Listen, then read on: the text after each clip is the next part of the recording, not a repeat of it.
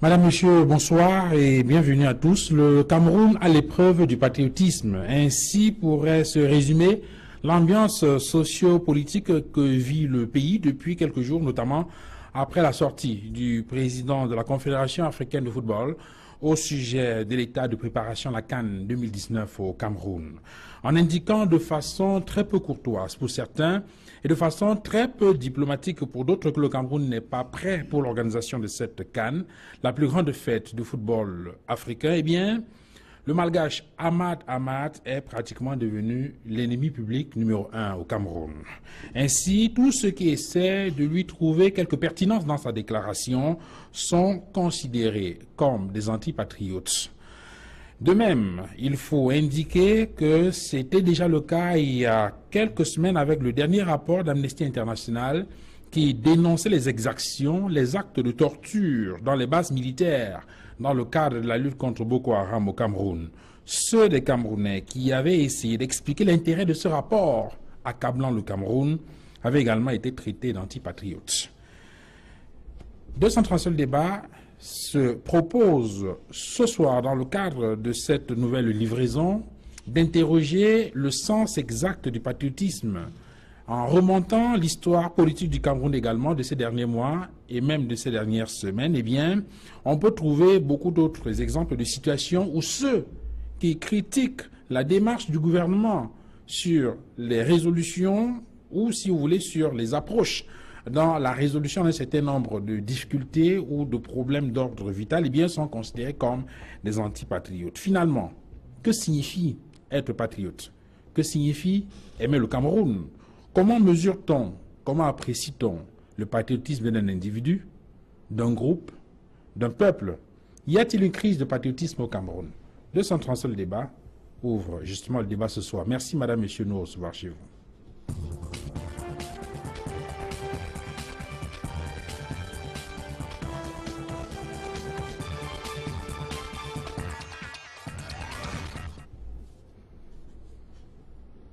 Sur le plateau de 237 le débat ce soir, César Honoré Gaumont.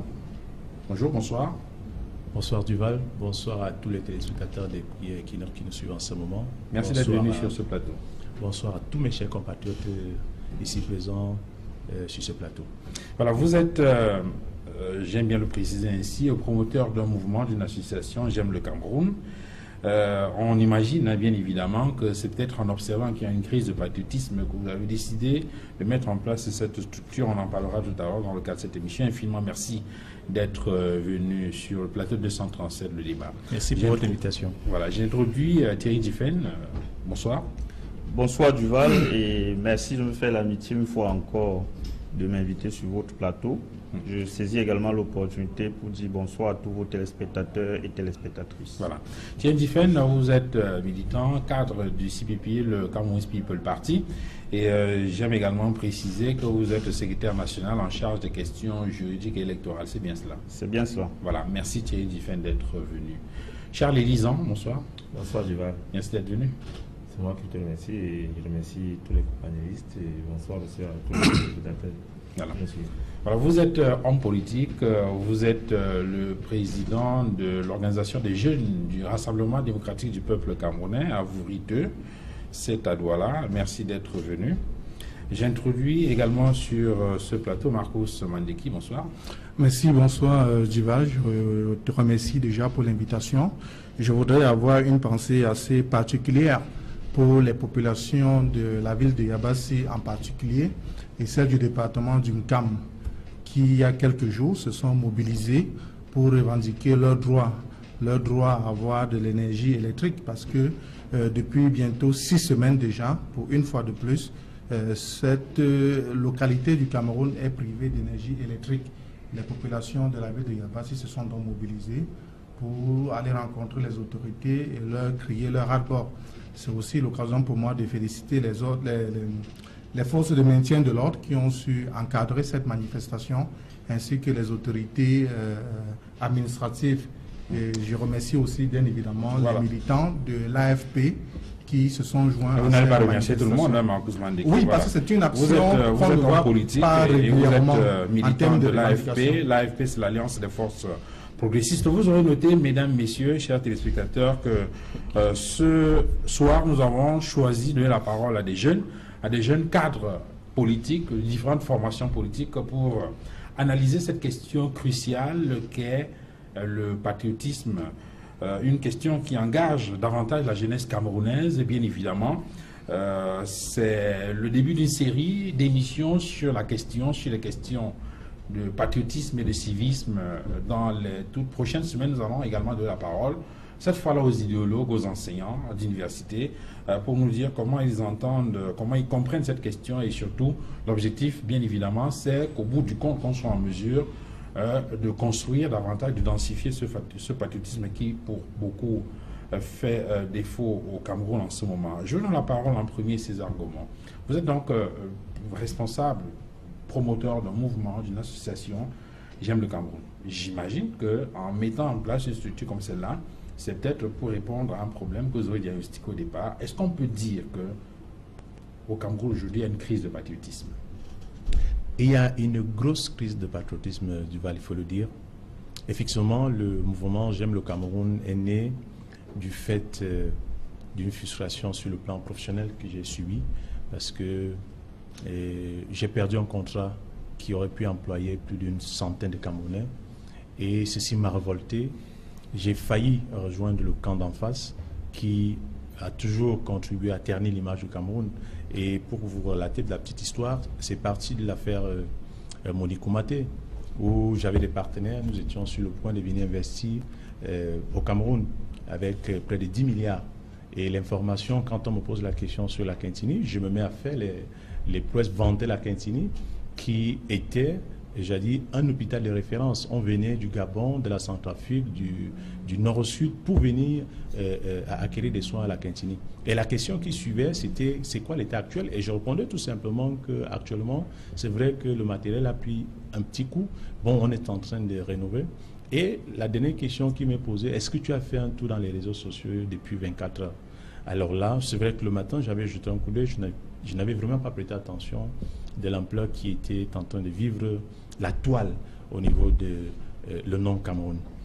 Et c'est comme cela que les partenaires arrivent à se désolidariser et dire non, ils ne peuvent pas venir investir plus de 10 milliards dans un pays où je dis qu'un hôpital de référence a tout ce que je suis tenté de raconter là. Ça veut dire que dès leur sortie de l'aéroport, on est en mesure de pouvoir les saucissonner cet argent. En clair, vous êtes dans une situation où vous avez des étrangers qui veulent investir au pays, mais malheureusement, vous arrivez au moment où se pose un problème qu'on appelle l'affaire Monique Oumaté.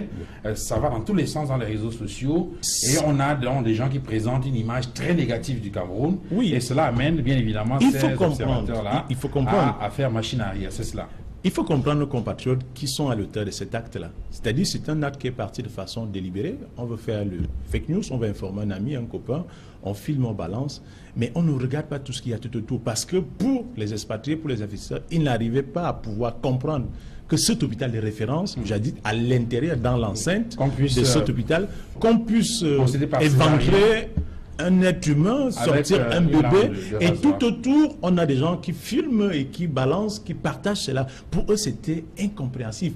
Et de surcroît, au niveau de notre média national, on a eu à avoir des informations par des autorités, ministre de la Santé, ministre de la Communication, qui venaient expliquer qu'effectivement, la dame en question, morte ou vivante, était arrivée sur un brancard et est allée aux urgences, est allée à la morgue, est repartie à la maternité. Tout ça dans l'enceinte de l'hôpital. Donc, pour eux, c'était incompréhensible. Donc, pour tirer les leçons ici, c'est pour dire que... C'est pas encore les leçons. Non, pour moi, ça dit, je veux pouvoir parler de la communication. Ça dit, c'est parti d'un fait banal où on peut filmer et balancer.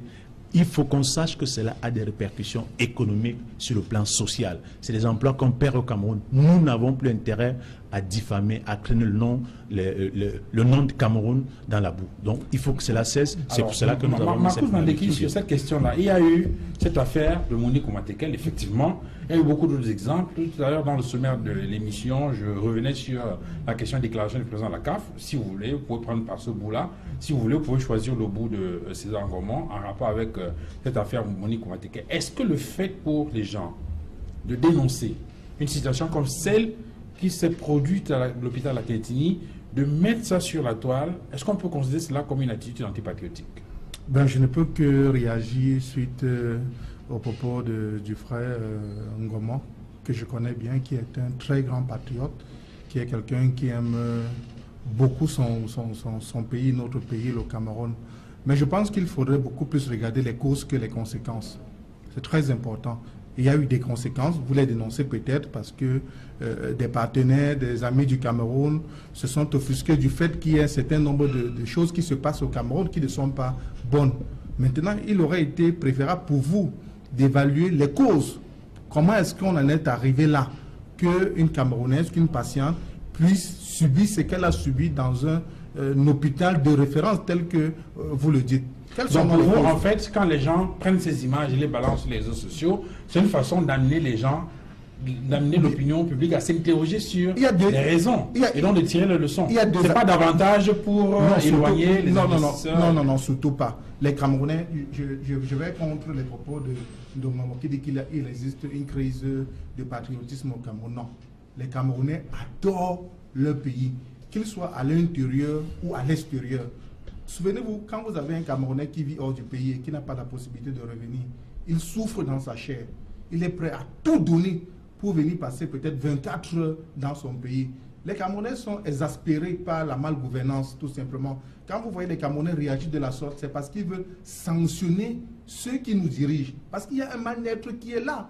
Vous êtes Camerounais, peut-être que vous avez votre petit confort, mais je suis sûr que malgré le fait que vous ayez votre petit confort, vous êtes sensible au mal-être des Camerounais qui sont tout autour de vous. Non, les Camerounais adorent leur pays. Ils sont tout simplement gênés par nos dirigeants, par l'attitude de nos dirigeants. Ce qui est arrivé à Monique Koumatekel, c'est quelque chose qui arrive à plein d'autres Camerounais anonymes à travers le Cameroun. Donc, il faudrait plutôt dénoncer les causes de ces actions-là et trouver des solutions pour qu'on n'en arrive plus là.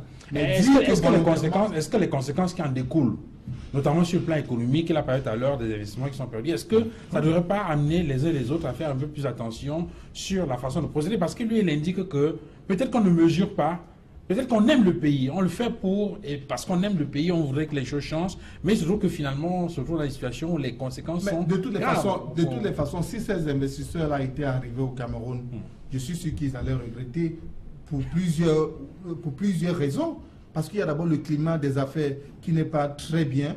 Je connais des investisseurs qui sont venus avec des milliards qui n'ont pas pu avoir accès au pouvoir public afin de mettre l'argent qu'ils disposaient à la disposition de notre Cameroun. Parce qu'il y a des blocages. Lorsqu'on vous dit, par exemple, que pour rencontrer tel ministre, au Cameroun, même pour rencontrer le maire, c'est tout un problème.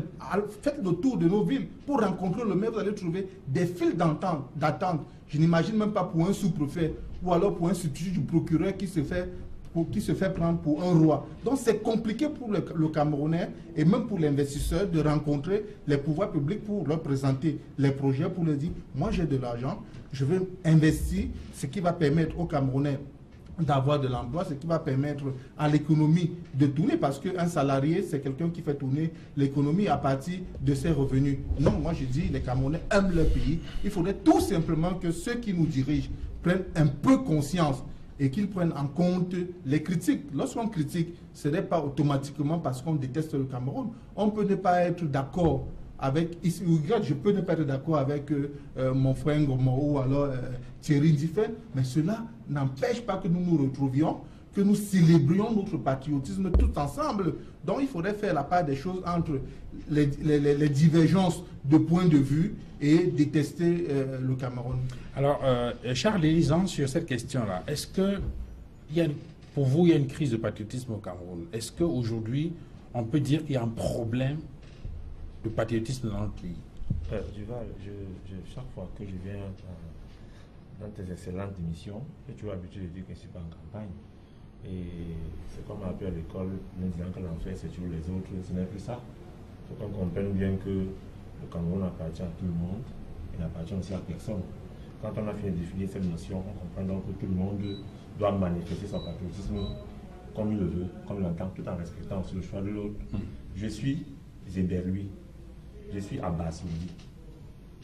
qu'un compatriote commence très bien sa phrase en disant que les Camerounais adorent leur pays, mais trouve que c'est les dirigeants qui n'adorent pas leur pays. Donc eux, ils ne sont pas les Camerounais, parce qu'ils sont dirigeants de ce pays, et comme ils sont dans le parti qu'ils veulent combattre. Quand on commence à prendre cet angle d'attaque, on ne va pas arriver, on ne va pas construire ce pays.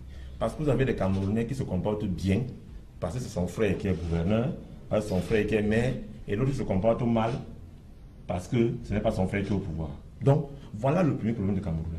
C'est-à-dire, il faut qu'on accepte le jeu, les règles du jeu, qui sont là, qui sont imposées, et qu'on fasse avec.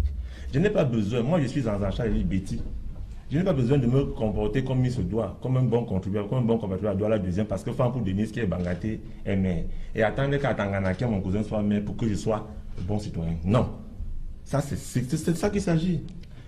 Quand on me dit qu'il n'y a pas de crise de patriotisme, je suis dépassé. Mais quand le président de la CAF dit ce qu'il a dit il y a cela 3 semaines, et que tout le monde soit engouffré en disant que oui, voilà le président de la CAF qui dit que ce gouvernement est incompétent, ils sont paresseux, ils ne font rien, et qu'aujourd'hui, ce même président envoie son vice-président dans les médias, et le secrétaire général qui pond une note en disant que non, notre président s'est trompé parce qu'il lit les réseaux sociaux venant du Cameroun, parce qu'il suit les médias, certains médias venant du Cameroun. Pourquoi donc c'est un peu caricatural quand même. Non, c'est ce qu'il a dit. Les faits sont sacrés, ils sont têtus, mais c'est les commentaires qui sont... Il n'a pas dit que le président de la CAF s'est trompé. C'est ce qu'il a dit. Ça a commencé. Si, il n'a pas dit ça. Vous me laissez parler. Non, je vous laisse parler, mais Okay. sauf qu'il faut restituer les faits tels que vous les avez entendus. Le vice-président de la CAF, le deuxième vice-président, n'a pas déclaré que le président de la CAF s'est trompé. Il a dit que le président de la CAF s'est référé aux médias camerounais. Pour faire la déclaration sur Bien laquelle évidemment. le Cameroun n'est pas prêt Voilà. pour l'organisation de la CAN. Maintenant, si vous voulez faire l'instant. le procès des médias camerounais, ça c'est de votre responsabilité. Allez-y, Charlie. J'ai fini. Bon, j'étais en train de dire qu'aujourd'hui, la même maison qu'est la CAF, cette grande maison se retracte. Parce qu'on aurait suivi des choses dans les réseaux sociaux, parce qu'on aurait suivi des choses ici et là, pour dire que non, en fait, on s'est trompé, il y a un problème. Mais sur l'attitude des Camerounais, est-ce que c'est une attitude qui est compréhensible? Elle est compréhensible. En fait, moi, je vais toujours dans le sens de dire que il y a un excellent penseur qui est mort, qui s'appelle Einstein, qui a créé E égale à MC carré. Cette formule aujourd'hui est à la base du développement de l'humanité. Mais cette formule aussi a servi à créer la bombe atomique. Ça veut dire qu'on prend l'angle que ça nous arrange. Les réseaux sociaux sont très importants pour un pays. C'est-à-dire, on ne va pas... C'est très important. Mais maintenant, chacun utilise le réseau social comme il l'entend, comme il le souhaite.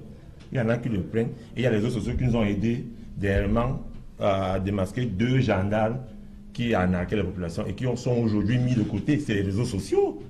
Il faut aussi qu'on accepte que les mêmes réseaux sociaux empêchent aussi certaines personnes de venir investir au pays et ont failli perdre la canne, ont failli faire perdre la canne à son pays. Il faut qu'on accepte cela. Donc, il y a un problème, c'est pas un problème de patriotisme, c'est davantage un problème d'utilisation des réseaux outils. sociaux. Maintenant, le patriotisme, c'est quoi? C'est une notion, mais c'est dans le cœur.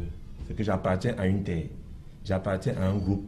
Et maintenant, ce groupe est composé de plusieurs entités qui s'entremêlent, qui s'arrangent et qui font quelque chose ensemble pour aller dans un but. Ça, Alors, Thierry Diffen, on a vu, avec notamment cette sortie du président de la Confédération africaine de football, lorsqu'il a fait cette déclaration-là, on a observé comme une levée de bouclier contre le malgache. On a entendu beaucoup de choses et ceux qui prenaient parti pour le malgache et qui essaient d'expliquer pourquoi il a fait cette déclaration, c'est-à-dire que pour essayer de dire, écoutez, le président de la CAF a juste essayé de bousculer un tout petit peu les Camerounais pour qu'ils se réveillent parce que la CAN c'est bientôt. Tous ceux qui ont essayé d'expliquer ça comme ça ont été taxés d'antipatriotes. Et c'est très souvent le cas, et c'est très malheureux, parce qu'il y a des gens ici dans ce pays qui pensent qu'ils ont le monopole du patriotisme et ils distribuent les bons et les mauvais points. Vous avez entendu César Honoré tout à l'heure dire qu'il a failli passer de l'autre côté. Dans l'autre côté, c'est les antipatriotes. Et eux, les patriotes, ils sont du bon côté et les antipatriotes sont de l'autre côté. Et cette façon étriquée de voir les choses me pose beaucoup de problèmes. Et il y a effectivement une crise de patriotisme au Cameroun. Et je vais vous surprendre, il se trouve dans les sphères les plus élevées de ce pays. Parce que Charles lui disait tout à l'heure, est-ce que ceux qui nous gouvernent ne sont pas les Camerounais?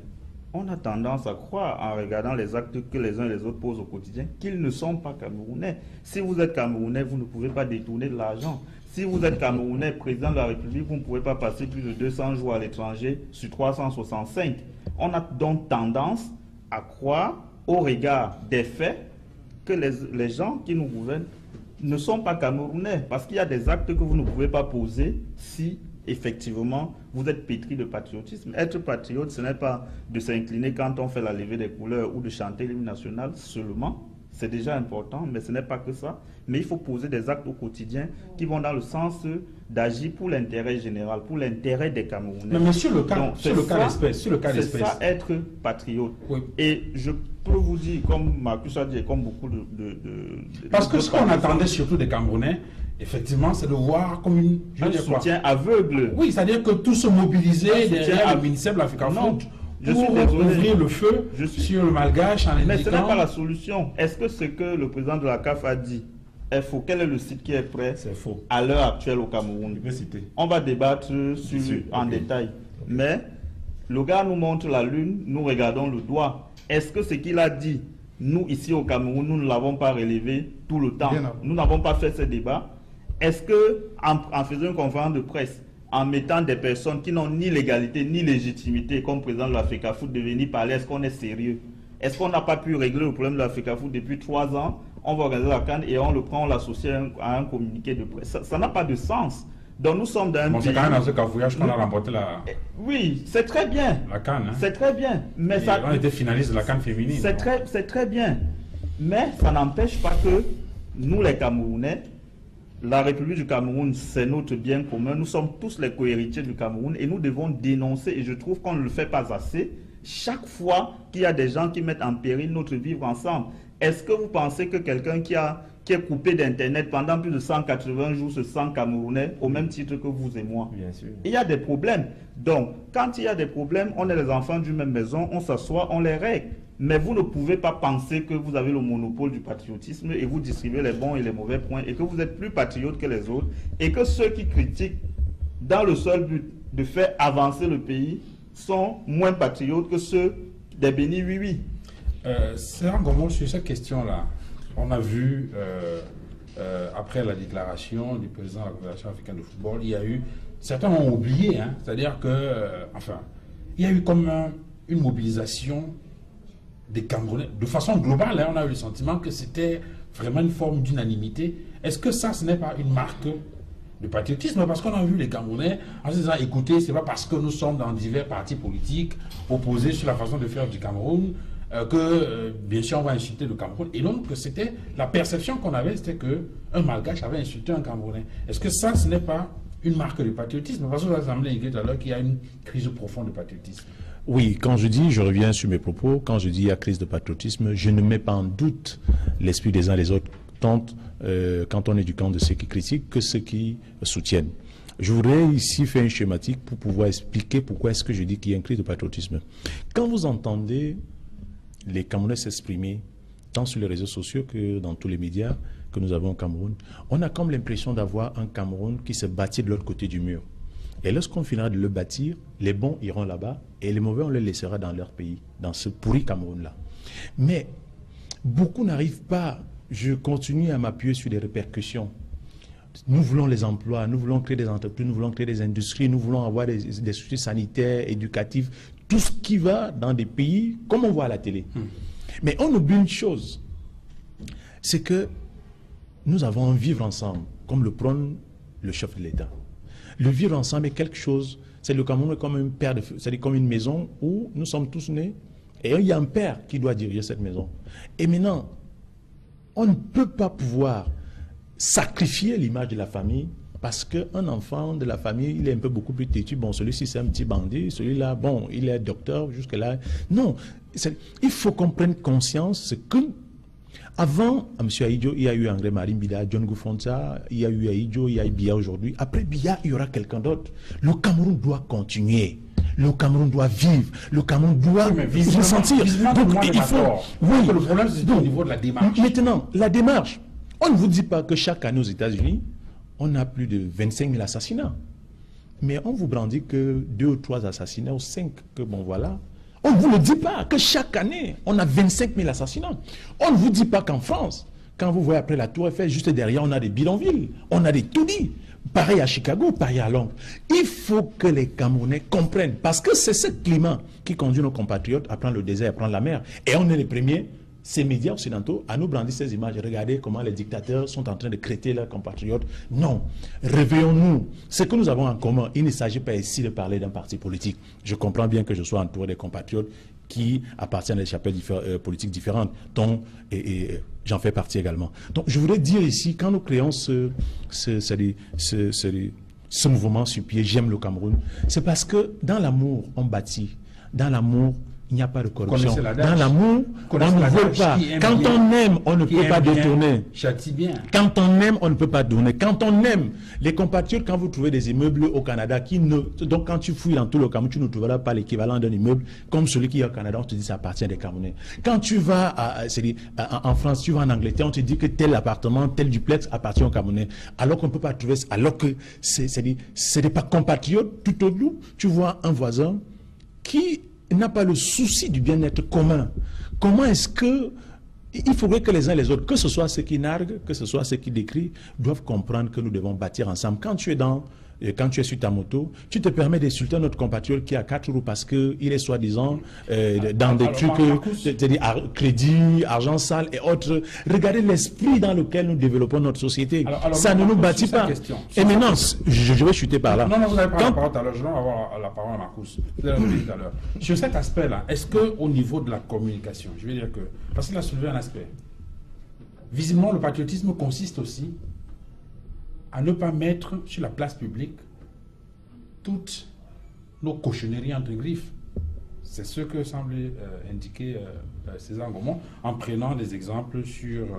on a vu récemment une sortie de Jeune Afrique sur un article concernant le président de la République.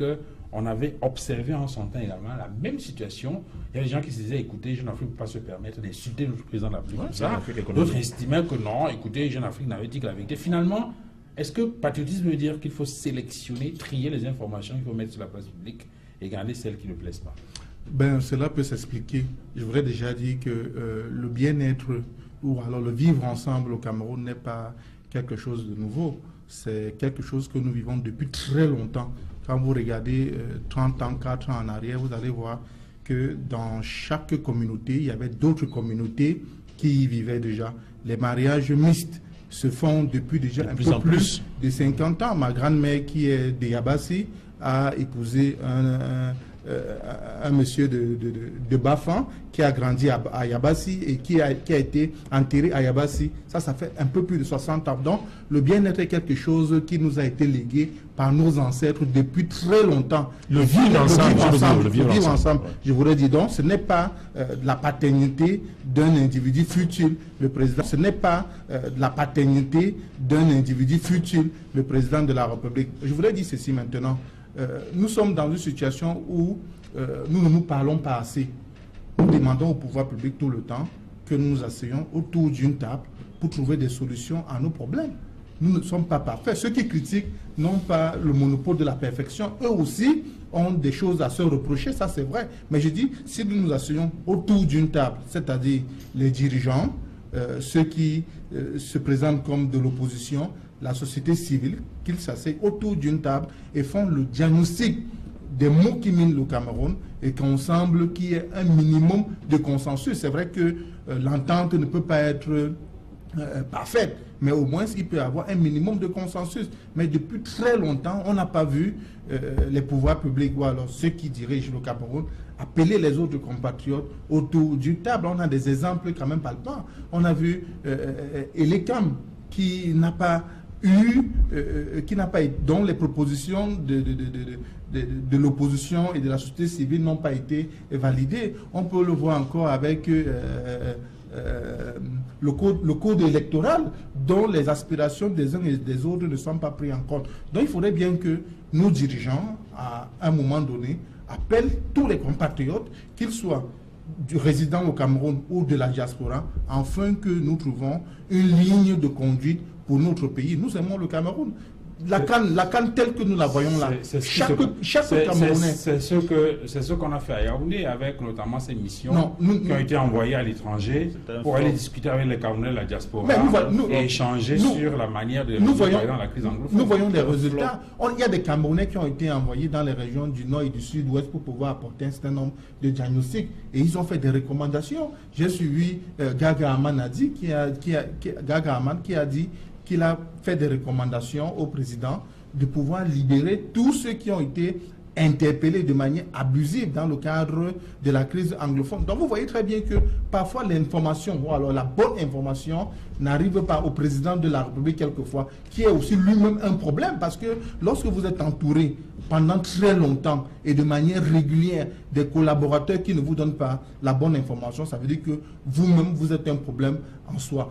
Tout à l'heure, je vais sûrement m'asseoir avec Ngomor, Thierry, Ndifen et Nzang. Nous avons des divergences, ça c'est sûr. Mais ce qui est sûr, pendant nos discussions, nous allons pouvoir avoir un minimum de consensus sur ce qui nous divise et ce qui peut davantage nous unir. Et c'est ça qui est très important. Discuter de manière contradictoire et trouver à la fin un consensus minimal. Alors, Charles Eliou Sambier dit tout à l'heure que, quelle que soit la pertinence des propos du président de la Confédération africaine de football, on devrait s'attendre à ce que les Camerounais se mobilisent derrière leur gouvernement et derrière l'instance fêtière de football pour pour apporter la riposte nécessaire et préparer sereinement cette CAN de manière à ce qu'elle n'échappe pas au Cameroun en 2019. Je voudrais quand même dire que le vivre ensemble, quand on le pense, commence aussi par certaines prérequis, par certaines bases, le respect, l'humilité, la modestie. Qu'on me dise qu'un individu fut-il président de la République? Non, quand même. À un moment donné, c'est vrai qu'il y a la liberté d'expression dans ce pays, mais on va au-delà. Certains ont dit que l'aristocrate a vie au pouvoir dans un journal. Donc on arrive à un niveau. Qu'est-ce qu'on appelle un patriotisme dans ce pays? Le Camerounais se sent à l'aise quand c'est celui qu'il pense être où il est pour diriger le pays, sera là. Voilà le. Si on ne dit pas, il faut qu'on perce l'abcès. Les partis politiques d'en face, je le dis parce que c'est pas eux qui sont au pouvoir, pensent que les militants, on leur dit qu'ils vont bien se comporter quand les leurs seront au pouvoir. Et ceux du RDPC dont je suis vont mal se comporter quand ils ne seront plus au pouvoir, encore qu'ils se comportent aussi mal. Et tenez-vous tranquille. J'ai honte quand j'apprends qu'un camarade de mon parti ayant une parcelle de pouvoir de ministre le DG en prison, pas des faits avérés et que la justice l'a condamné. Moi j'ai mal. C'est mon camarade. Et je suis comptable de son bilan. Ouais. Et complicitement, parce que c'est mon camarade du parti. Donc ne croyez pas que parce qu'on est au RDPC, on applaudit tout, on encourage tout. Maintenant, quand j'ai dit ça, c'est que je voudrais qu'on respecte quand même les aînés. Moi, je respecte les grands-parents, tout du SDF ou du RM. Mais quand vous dites que fut-il le président de la République, non, c'est le président de la République. Quand vous allez accepter celle-là que Biya est le président de la République et que c'est un aîné, respectez-le. Non, mais il n'y a pas de débat là-dessus. Bon, maintenant, c'est de ça qu'il s'agit. Il ne s'agit pas de parler de trucs. Non, c'est le droit d'aînesse. C'est pas une question d'aînesse. À l'époque, les enfants respectaient les aînés et ça commençait par là. L'éducation, c'est à la maison. Ce n'est pas de ça qu'il s'agit. C'est pas possible. Alors, compter et écrire, c'est à l'école. Maintenant, je reviens maintenant sur la question du patriotisme par rapport à la CAN, parce que le convient à la CAN. Savez-vous ce qui s'est passé au Brésil à quelques 5-7 mois de la Coupe du Monde? Parce qu'il faut aussi dire que c'est France 24, c'est RFI, c'est TF1. Ce n'est que eux qui trouvaient que le Brésil est en retard. Hein. Et quand la France a organisé la Coupe du Monde en 98, aucun média là. La France était à l'heure, alors que la France avait construit qu'un seul stade. Ils ont seulement repeint les autres stades. Saint-Denis, c'est le seul stade qu'on avait construit. Bon, vous allez remarquer que pour le Brésil, pour organiser la Coupe du Monde, pour organiser les Jeux Olympiques à Rio, tous les médias occidentaux là, le Brésil est en retard. Mais qu'est-ce que les Brésiliens ont fait? Ils se sont tous levés. Il y a des associations qui partaient proposer de la main-d'œuvre. Il y a des militaires qui quittaient les casernes pour aller proposer de la main-d'œuvre. Et tout le monde s'est arrangé pour dire que bon, allons par exemple à Japoma. C'est devenu un défi national. Allons à Japoma. Celui qui sait faire la maçonnerie, celui qui sait faire la menuiserie, celui qui est forgeron, je ne sais pas moi quoi, allons proposer la main-d'œuvre pour qu'on travaille. Quitte à maintenant ceux qui ont le pouvoir financier, je ne sais pas moi, tout, de voir comment ils vont motiver les jeunes qui viennent travailler. C'est ça le patriotisme. Au Brésil à l'époque n'était pas de c'est ça le patriotisme. Maintenant, je continue en disant ceci. Duval, la perception même, la perception de vivre ensemble, comme l'a dit mon frère, c'est depuis des années, ce n'est pas le président de la République avec son décret qui viendra faire que je bois prendre un verre avec lui. Mais il s'agit quand même, au-delà de tout ça, d'accepter que l'autre, loin de me diminuer, m'enrichit. La culture de l'autre m'enrichit. La culture de l'autre m'enrichit. Maintenant, quand il veut même finir par ce que Ahmad a dit. Parce qu'on va parler d'Ahmad, on veut balayer d'un revers de la main comme s'il a dit un truc qui est passé. Quelqu'un a dit qu'il a montré à lui, on a vu le doigt. Il n'a rien montré. On ne peut pas, techniquement, à 2 ans d'une compétition, selon le canevas de la CAF, il faut qu'on le dise aux gens. On ne dit pas ça à ces gens. Sans qu'il y ait une commission d'enquête sur le terrain, d'évaluation des travaux, dit que le pays sera en retard, c'est-à-dire on juge a priori et non. Je ne comprends pas. C'est-à-dire il faut 3 missions, je dis bien 3, pour qu'on finisse la 3e mission. Et vu le temps qui reste et les travaux à effectuer, pour estimer que ce pays organisateur n'est pas à jour, il ne pourra pas faire. Et là, on trouve maintenant le suivant. C'était clair. Aucune mission n'a commencé. Oui, mais c'est vrai qu'il a indiqué que lorsque la mission... Parler, s'il vous plaît. Mais il a indiqué que lorsque la mission... Et le 2, vous souscrivez à un marché, vous le remportez pour organiser une compétition avec 16 équipes. Au cours du chemin, on passe à 24. Et vous acceptez. Vous dites qu'on accepte le défi. C'est un défi, c'est le Cameroun. À l'impossible, et le Cameroun, c'est le Cameroun. Voilà. Ce sont les lions indomptables. On va y arriver. Maintenant, quand on dit on accepte, parce que le gars croyait qu'on va refuser, on dit qu'on passe avec, on dit il n'y a pas de problème, on va y aller. Il s'assoit encore, il va au Burkina Faso, lors du congrès de presse, il dit, même à 4 équipes, le Cameroun n'est pas prêt. Et il y a des Camerounais qui disent que oui. Alors qu'on dit d'organiser une CAN féminine. Nous, on a dit que c'est la meilleure CAN depuis. Et les gens valident ça. Mais ce qui est un peu encore, parce que son prédécesseur qui a fait 29 ans au pouvoir, en tant que président de la CAF, a parlé hier. Et là, je ne parle pas du Camerounais, je parle de l'expertise du président de la CAF, pas le Camerounais. Le président de la CAF sortant a dit le Cameroun peut organiser la CAN. Le Cameroun est prêt à l'heure actuelle. Oui, il avait déjà dit, c'est pas nouveau. Parce qu'au cours de pendant la CAN 2000, pendant la CAN féminine, il avait indiqué que même sans qu'on ne construise les stades, on pouvait organiser la CAN à 16. Il l'avait indiqué. Non, alors, finissez rapidement, il prend la parole. Pour finir, cette histoire de la CAN, c'est fini. Avec la sortie de Constant vice-président et la lettre du secrétaire général de la CAF, c'est fini. Donc son histoire de commission indépendante avec des experts internationaux super intelligents qui allaient arriver là, ça c'est pour le président de la CAF, pour lui-même. Et pour finir, son père est marocain, sa mère est malgache. Le père d'Amal est marocain. Non, je sais de quoi il parle. Là, sa mère est malgache.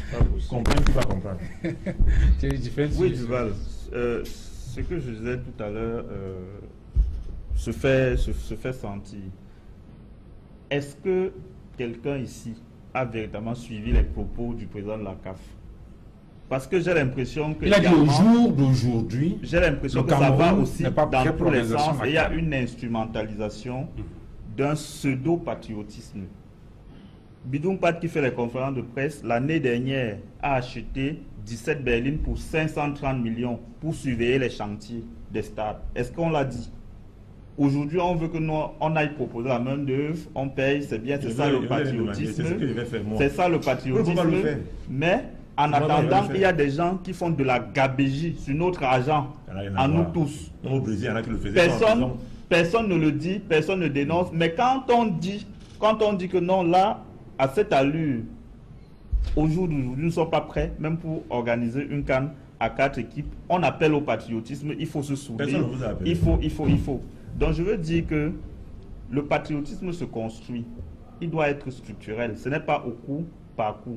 Ce n'est pas parce qu'aujourd'hui, des gens n'ont pas bien gouverné, n'ont pas bien géré notre pays, qui doivent nous appeler en rescousse pour nous dire que le président de la CAF est en train de s'attaquer au Cameroun.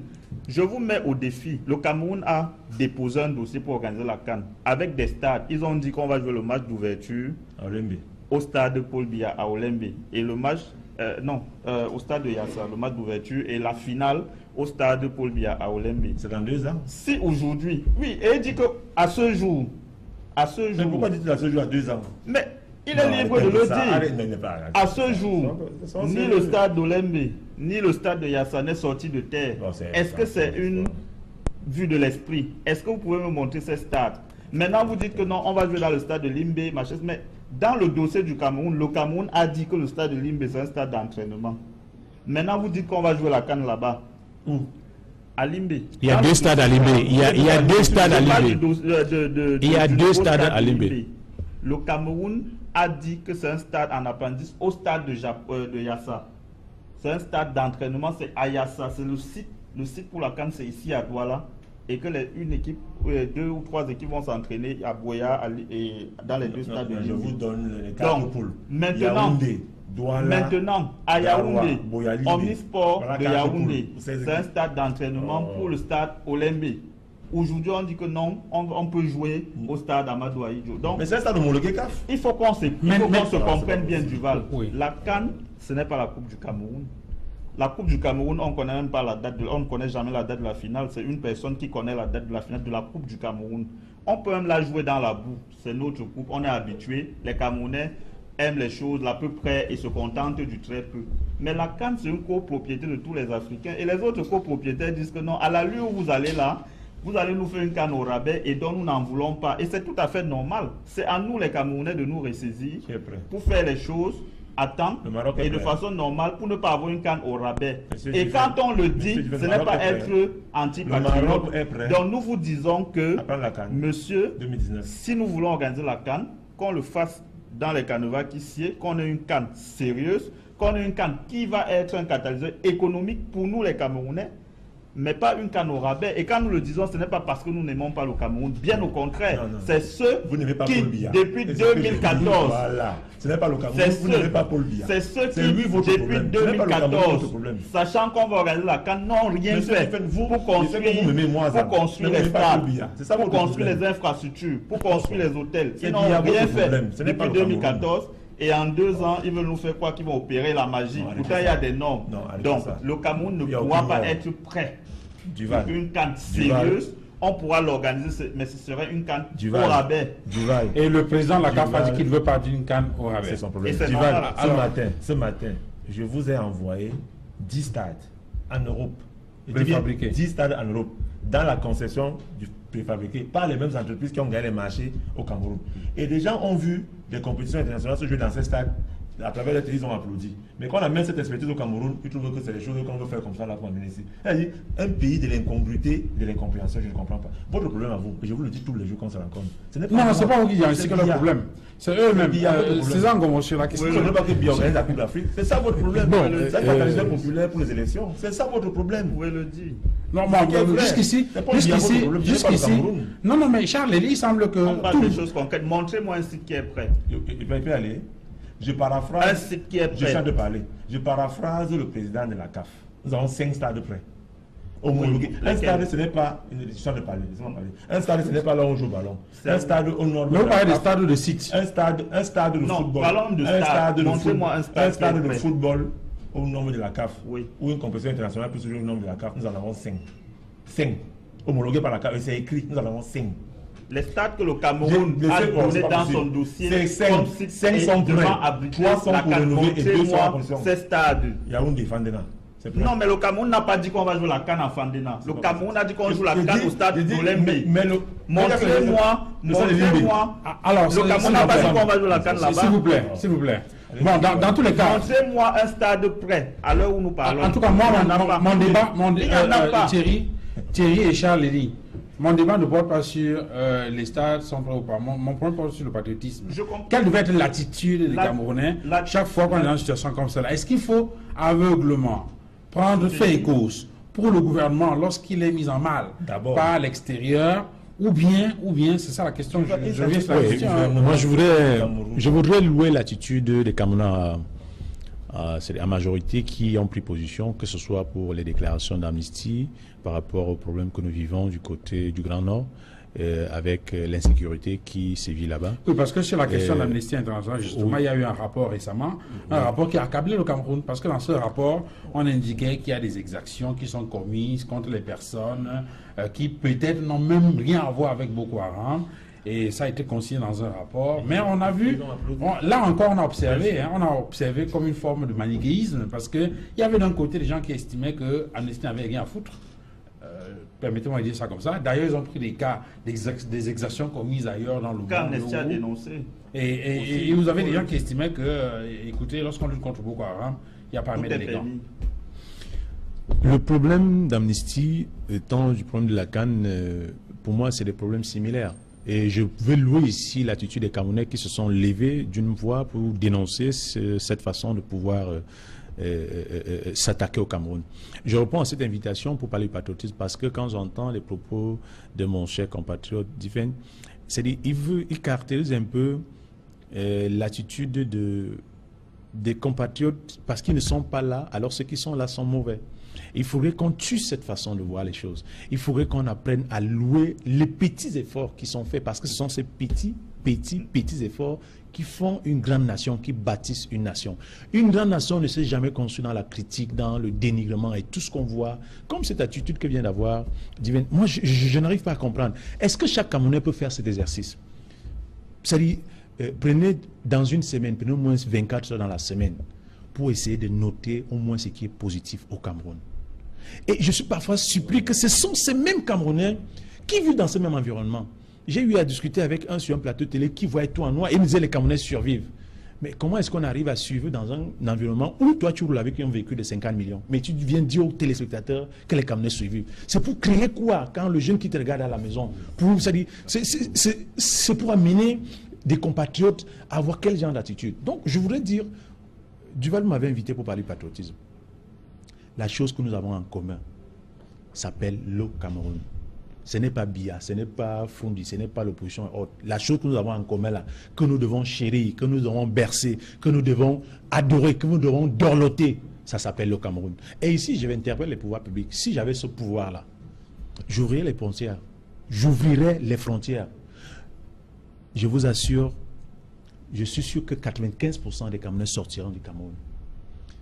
Mais je vous assure, à moins de 72 heures, on aurait un retour au moins de 150% des Camerounais. J'ai dit 150%. On aurait eu une sortie de... Oui, parce que je m'explique. Je m'explique pourquoi. Pourquoi j'interpelle les pouvoirs publics. Mettez un pont. Lorsque on ouvrirait ce projet, qu'on mette un pont, que si ça ne va pas, rentrer à la maison. Rentrer à la maison. Je vous assure, c'est tout ce que les Camerounais demandent. Et je ne dis pas que ceux qui dénient le Cameroun aujourd'hui n'aiment pas le Cameroun. Parfois même, je suis sûr qu'ils adorent même le Cameroun plus que nous qui brandions cet esprit de patriotisme. Mais sauf qu'ils n'arrivent pas à analyser les contours de ce que cette information, lorsqu'ils parlent avec les doigts là sur un clavier, quand ils balancent, ils ne savent pas la psychose que ça cause dans les esprits des uns et des autres. C'est-à-dire, si c'est elle qui a dit ça, mais ça veut dire que nous, alors nous on a qui? Ça veut dire espoir perdu. Alors là, on est en train de dérouter toute une génération. L'information n'est plus celle qu'elle était avant par les canaux. On connaissait la radio, la télévision et autres, et la presse. Non. L'information aujourd'hui, le quatrième pouvoir n'appartient plus aujourd'hui à la télé et à la radio. Ça appartient au numérique. Maintenant, il faudrait qu'on ait cette forme d'éducation populaire qui amène les compatriotes à pouvoir comprendre que l'information, oui, décrier c'est bien, mais ici, je vais interpeller également la justice. Parce que moi, je souhaite, là, j'invite les pouvoirs publics à pouvoir mettre, bien qu'on revienne même à l'état de dictature, je préfère. Qu'est-ce qu'il va falloir faire? C'est-à-dire qu'on nous mette des mesures assez strictes, de manière à ce que, quand on publie une information, Thierry Diffena a détourné, si ça. Qu'à la minute, dans les heures qui suivent, qu'on mène une enquête, si ce n'est pas fait, moi qui ai publié l'information que Thierry a fait telle chose, que je sois pris, que je sois sanctionné. Et si c'est vrai que Thierry a commis cette bourde-là, qu'il soit sanctionné. Mais aujourd'hui, oui, non, il faudrait, le patriotisme, je voudrais le préciser, le patriotisme rime avec sanction. Oui, il faudrait que ça rime avec sanction. Ce n'est pas parce qu'on n'aime pas qu'on ne châtie pas. Mais le châtiment qu'on vit dans les réseaux sociaux, au point où on arrive à martyriser les mentalités, on arrive à voir... Tu vois quelqu'un qui se lève, mais mon Dieu, c'est-à-dire quand tu vois cette pluie d'informations, tu ne sais même plus où donner. Je connais aujourd'hui les autorités. C'est-à-dire quand tu lui parles WhatsApp, il te dit pardon, évite-moi. Facebook, non, il te dit avec, je préfère avoir mon appelé recevoir.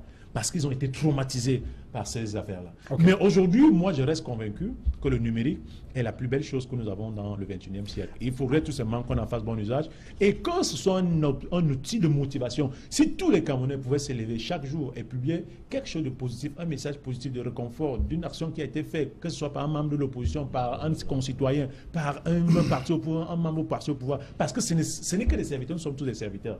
Mais moi, je détruis la destruction mentale, psychologique qui est en train de se passer au niveau des compatriotes avec la mauvaise information. Quand Thierry maintient ici, là, il vous dit qu'il est d'accord avec le président de la Mais CAF. montrez-moi Et qui est prêt. il tend à vous démontrer qu'il n'y a aucun stade. Alors que nous venons d'organiser une CAN, montrez-moi il n'y a un pas site un an, qui est moins d'un prêt. an, nous avons organisé une CAN et tout le monde entier a applaudi. Nous avons fêté Ça, tout cela. Odoringo, Maintenant, il montrez-moi faudrait un tout stade simplement parmi qu'on les se stades pose que les le vraies Cameroun questions. a donné dans Oui, son nous avons dossier. organisé Qui est une CAN. prêt. Nous avions C'est fêté et nous sommes allés dans un pays voisin rapporter. Qu'est-ce que, sur le plan économique, qu'est-ce que ça a rapporté? Et on commence donc maintenant à déceler des vraies interrogations. Est-ce qu'on ne pourra pas mieux faire? Est-ce qu'on ne pourra pas mieux capitaliser pour qu'on ne puisse plus avoir des dérives des compatriotes parfois qui arrivent toujours, je ne sais pas s'ils ne se rassasient pas. Donc, pour essayer un peu de canaliser et mettre le Cameroun en avant. Alors, Oui, nous Marcus, pouvons avoir des comportements individuels, on va dire, non, Mandeng, attention, tu as fait ci, tu as fait ça. Mais qu'est-ce que le Cameroun a fait pour mériter tout ce matraquage-là? Ça, c'est la question que je me pose. Qu'est-ce que Marcus, ce pays fait aux enjeux pour mériter par nous-mêmes, par nos compatriotes? Mais vous voyez quelqu'un qui est né à Douala, il vit à Douala. Il a eu la chance un jour de prendre le vol et d'atterrir, je ne sais pas où, à Paris ou à où. Non, le Cameroun, c'est mauvais. Alors qu'il ne connaît même pas le Cameroun.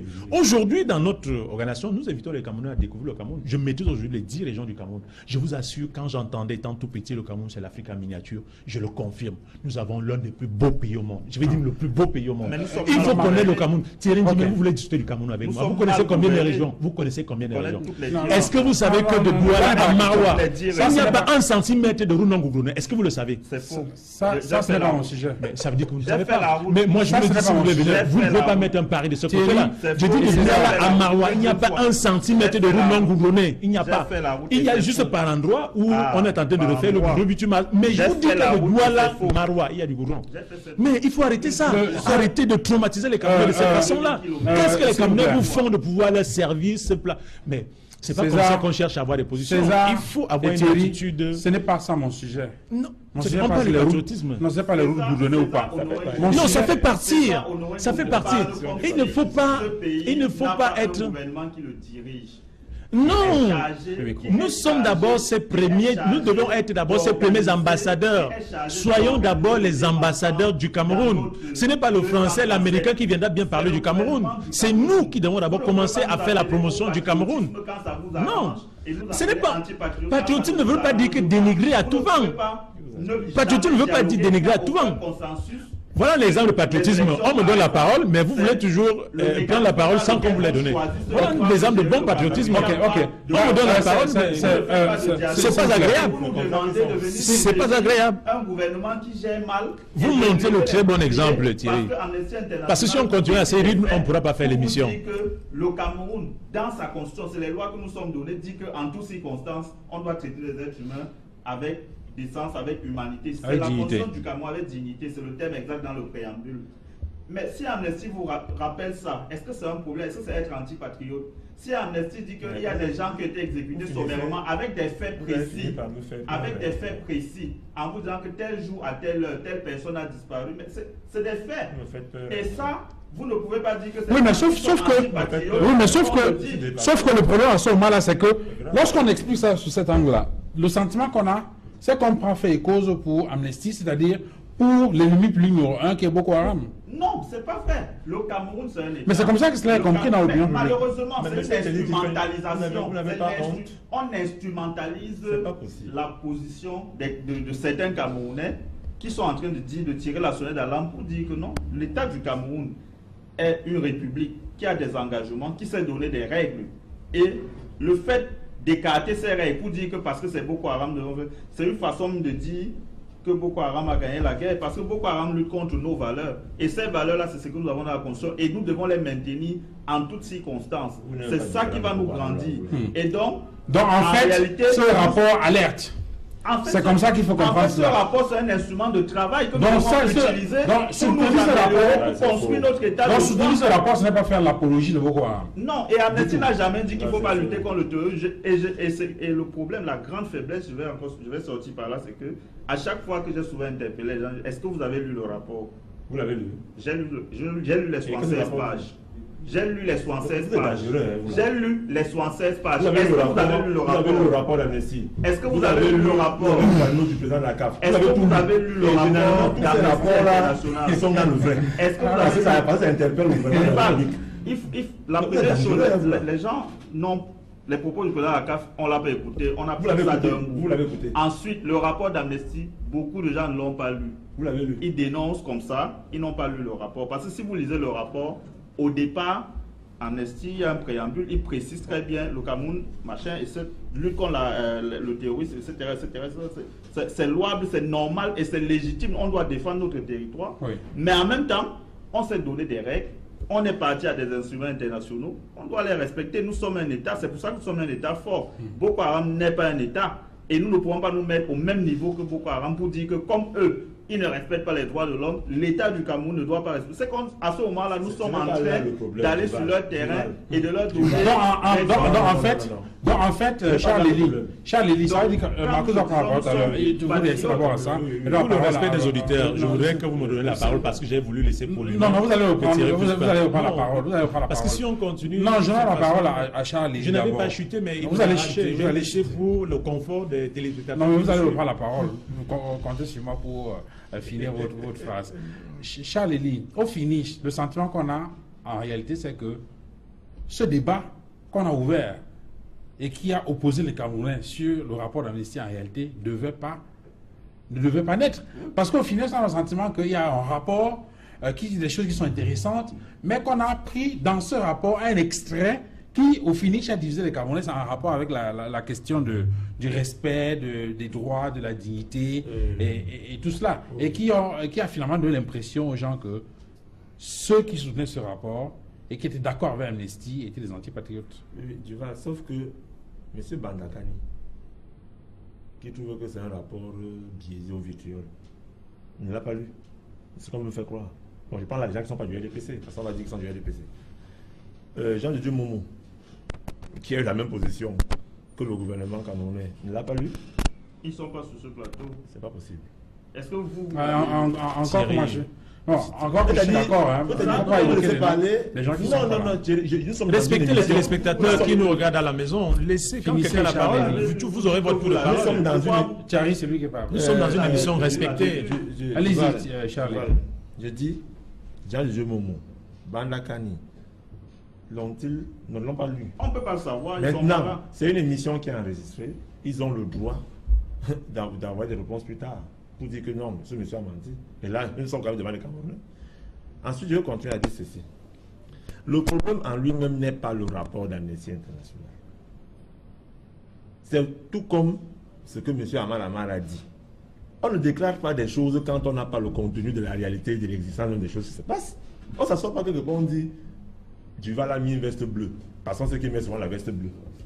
Mais qu'est-ce qu'il veut dire que Duval a mis la veste bleue? Non. C'est ce qu'Amnesty International a fait. Amnesty International est parti de son constat via les réseaux sociaux. Aucun membre d'Amnesty n'était sur le terrain pour faire cette étude. Il dit aucun. Et heureusement que ce qui est positif dans ces histoires. Bon, ils ont dit qu'ils ont eu des témoignages. Ils ont eu des témoignages des personnes sur le terrain qui ont parlé des exactions, des quand la police camerounaise, quand la police camerounaise mène une enquête, elle ne s'assoit pas dans son commissariat là-bas et appelle le chef de quartier pour dire qu'est-ce qui s'est passé là-bas. Il dit que bon, on fait le rapport. Non, on envoie des enquêteurs sur le terrain. Aucun enquêteur n'a laissé sur le terrain. Aucun. C'est des témoignages. Maintenant, je suis à ça. Ce qui est intéressant dans le rapport d'Amnesty et ce que le président Lacaf fait tous ces jours-ci, c'est que quelque part, et ça je trouve ça c'est très positif, de part à ceux qui ont cette même petite parcelle de pouvoir, c'est que ça a quand même réveillé en eux la réactivité. Parce que j'ai été très heureux de lire la lettre du maire de Kolofata.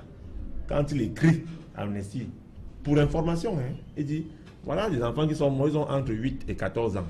Il écrit à Amnesty, voilà les enfants qui sont morts. Un kamikaze est venu tuer des enfants. Il envoie le rapport, il envoie la lettre. Maintenant, vous avez maintenant le secrétaire général du ministère de l'Action extérieure qui écrit à tous les ambassadeurs du pays qui se trouvent à travers tous les représentants du monde, tous les consuls, tous les représentants, pour leur dire que rassurez les pays amis où vous êtes les représentants du Cameroun, pour leur dire que nous sommes bel et bien prêts à organiser la CAN. Au moins là, je me rends compte qu'il faut aussi le faire avant. Et pourquoi attendre qu'on nous bouscule pour le faire? Au moins, il y a quand même la réaction au niveau de la communication. Okay. C'est ça. Marcus Mandeki, sur cette question-là, précisément, est-ce que finalement, il ne s'agit pas de faire attention aux réactions qu'on a lorsqu'on a affaire à des attaques qui viennent de l'extérieur, pour éviter justement de ne pas être traité d'antipatriote? Ben, déjà, je ne considère pas les propos du président de la CAF ou alors comme une attaque ou alors le rapport d'Amnesty International comme une attaque. Je voudrais déjà revenir sur les propos de Ngoma tout à l'heure qui a dit que pour lui, il serait souhaitable que nous soyons dans une dictature. Je voudrais lui dire que nous sommes déjà dans une dictature. Et je peux apporter un certain nombre d'éléments qui peuvent nous permettre d'affirmer que nous sommes dans une dictature véritable. Ce n'est pas le débat, mais je pourrais revenir. Non, il faudrait quand même que les auditeurs sachent. Tout à l'heure, vous avez oublié de mentionner que César Ngoma est militant et cadre du RDPC. Parce que c'est important que ceux qui nous regardent sachent qu'un militant du RDPC est pour que notre pays soit dans une dictature, bien que nous le soyons déjà. Je voudrais dire aussi à M. Nzang, président de la section RDPC, Douala, deuxième, OJRDPC. Finalement, on ne sait même plus à quel âge on est à l'OJRDPC. Je voudrais lui rappeler que Amnesty International a été prix Nobel en 1977. Que ce soit une organisation, que ce soit un individu, ce titre-là ne se donne pas de manière gratuite. Ça veut dire que vous avez mené un certain nombre d'actions. Amnesty International a sûrement des relais qui sont des associations, qui sont des individus à travers les pays. Donc, ce n'est pas une organisation qui se met dans un bureau et pond des rapports. Il y a sûrement... On n'a pas besoin de descendre sur le terrain avec des chasubles. Bien évidemment, Amnesty International. Monsieur Ngoma a une association, J'aime le Cameroun. Je suppose que son association travaille bien évidemment avec d'autres organisations à qui il fournit un certain nombre d'informations pour leur assurer, comme il a déjà fait avec d'autres partenaires, pour dire que le Cameroun se porte bien, mais je voudrais bien savoir dans quel domaine au Cameroun on se porte bien. Un seul domaine, le sport, la santé, l'éducation, c'est tellement compliqué. Tout à l'heure, ce n'est peut-être pas le domaine, mais ce n'est peut-être pas l'enjeu, mais il vaut mieux parler de ça, puisqu'il a dit qu'il a fait le tour du Cameroun et que je demande pour partir de Kribi, qui est aujourd'hui une très grande ville, par son port, et retrouver Yaoundé. Les deux villes sont dans deux régions proches. Il faut contourner pratiquement, c'est-à-dire qu'il faut que vous vous retrouviez à Edéa, qui est à pratiquement un peu plus de 200 km, alors que de Yaoundé à Kribi, il y a une route qui peut être viabilisée et qui va raccourcir le chemin. Je voudrais lui rappeler que de Douala, qui est la ville la plus importante d'Afrique centrale, à Yabassi, qui fut jadis 4e ville du Cameroun à l'époque des Allemands, parce que si vous ne savez pas, la ville de Yabassi a eu un port fluvial où c'était un très grand centre commercial. Pour y aller, ça fait 98 km. 98 km, vous allez faire minimum 6 heures. Où voulez-vous en venir? Moi, je peux vous aider. Je peux revenir. Il y a le magistrat Aya Paul qui a dit que lui, quand il va dans son village, il passe par le Nigeria à Akwaya, où la CIA vous voulez poser quel problème? À Akwaya, où la CIA on parle du patriotisme.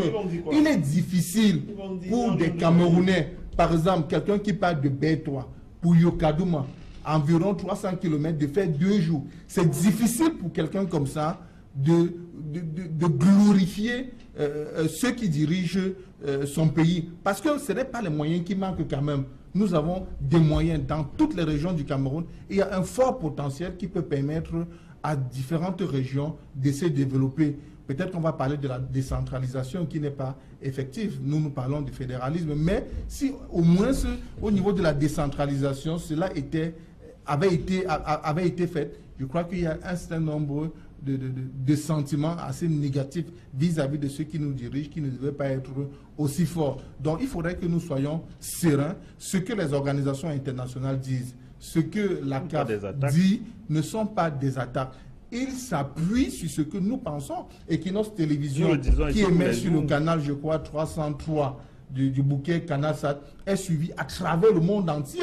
Donc nous sommes des Camerounais, nous savons ce que nous vivons. Quand je dis pour aller à Yabassi, c'est parce que je vais à Yabassi régulièrement, c'est parce que je sais que je fais 6 heures de temps pour parcourir 98 km. Je ne parle même pas de Yabassi, Nkonjob. Je dis, c'est compliqué. Vous voulez qu'on voie la canne comment? Lorsque dans une région du Cameroun, je parle par exemple à Comme 2, à comme 2 ou depuis pratiquement un peu plus de 3 mois, il n'y a pas d'électricité. Comment est-ce qu'on peut être content en termes de patriotisme?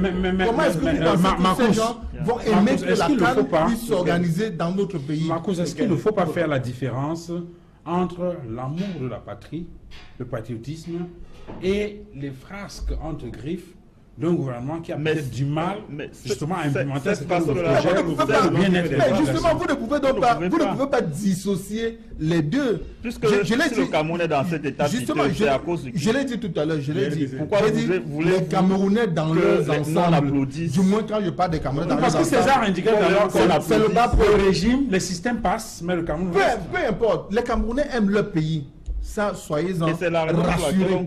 Les Camerounais, quand je parle des Camerounais, c'est bien évidemment le bas plus ceux que vous rencontrez au quotidien. Nous savons qu'il y a des gens qui sont députés, parce que, entre guillemets, élus par les populations, mais qui sont pratiquement déconnectés. On peut citer des députés qu'on ne voit pratiquement pas. Ça, ce sont des réalités.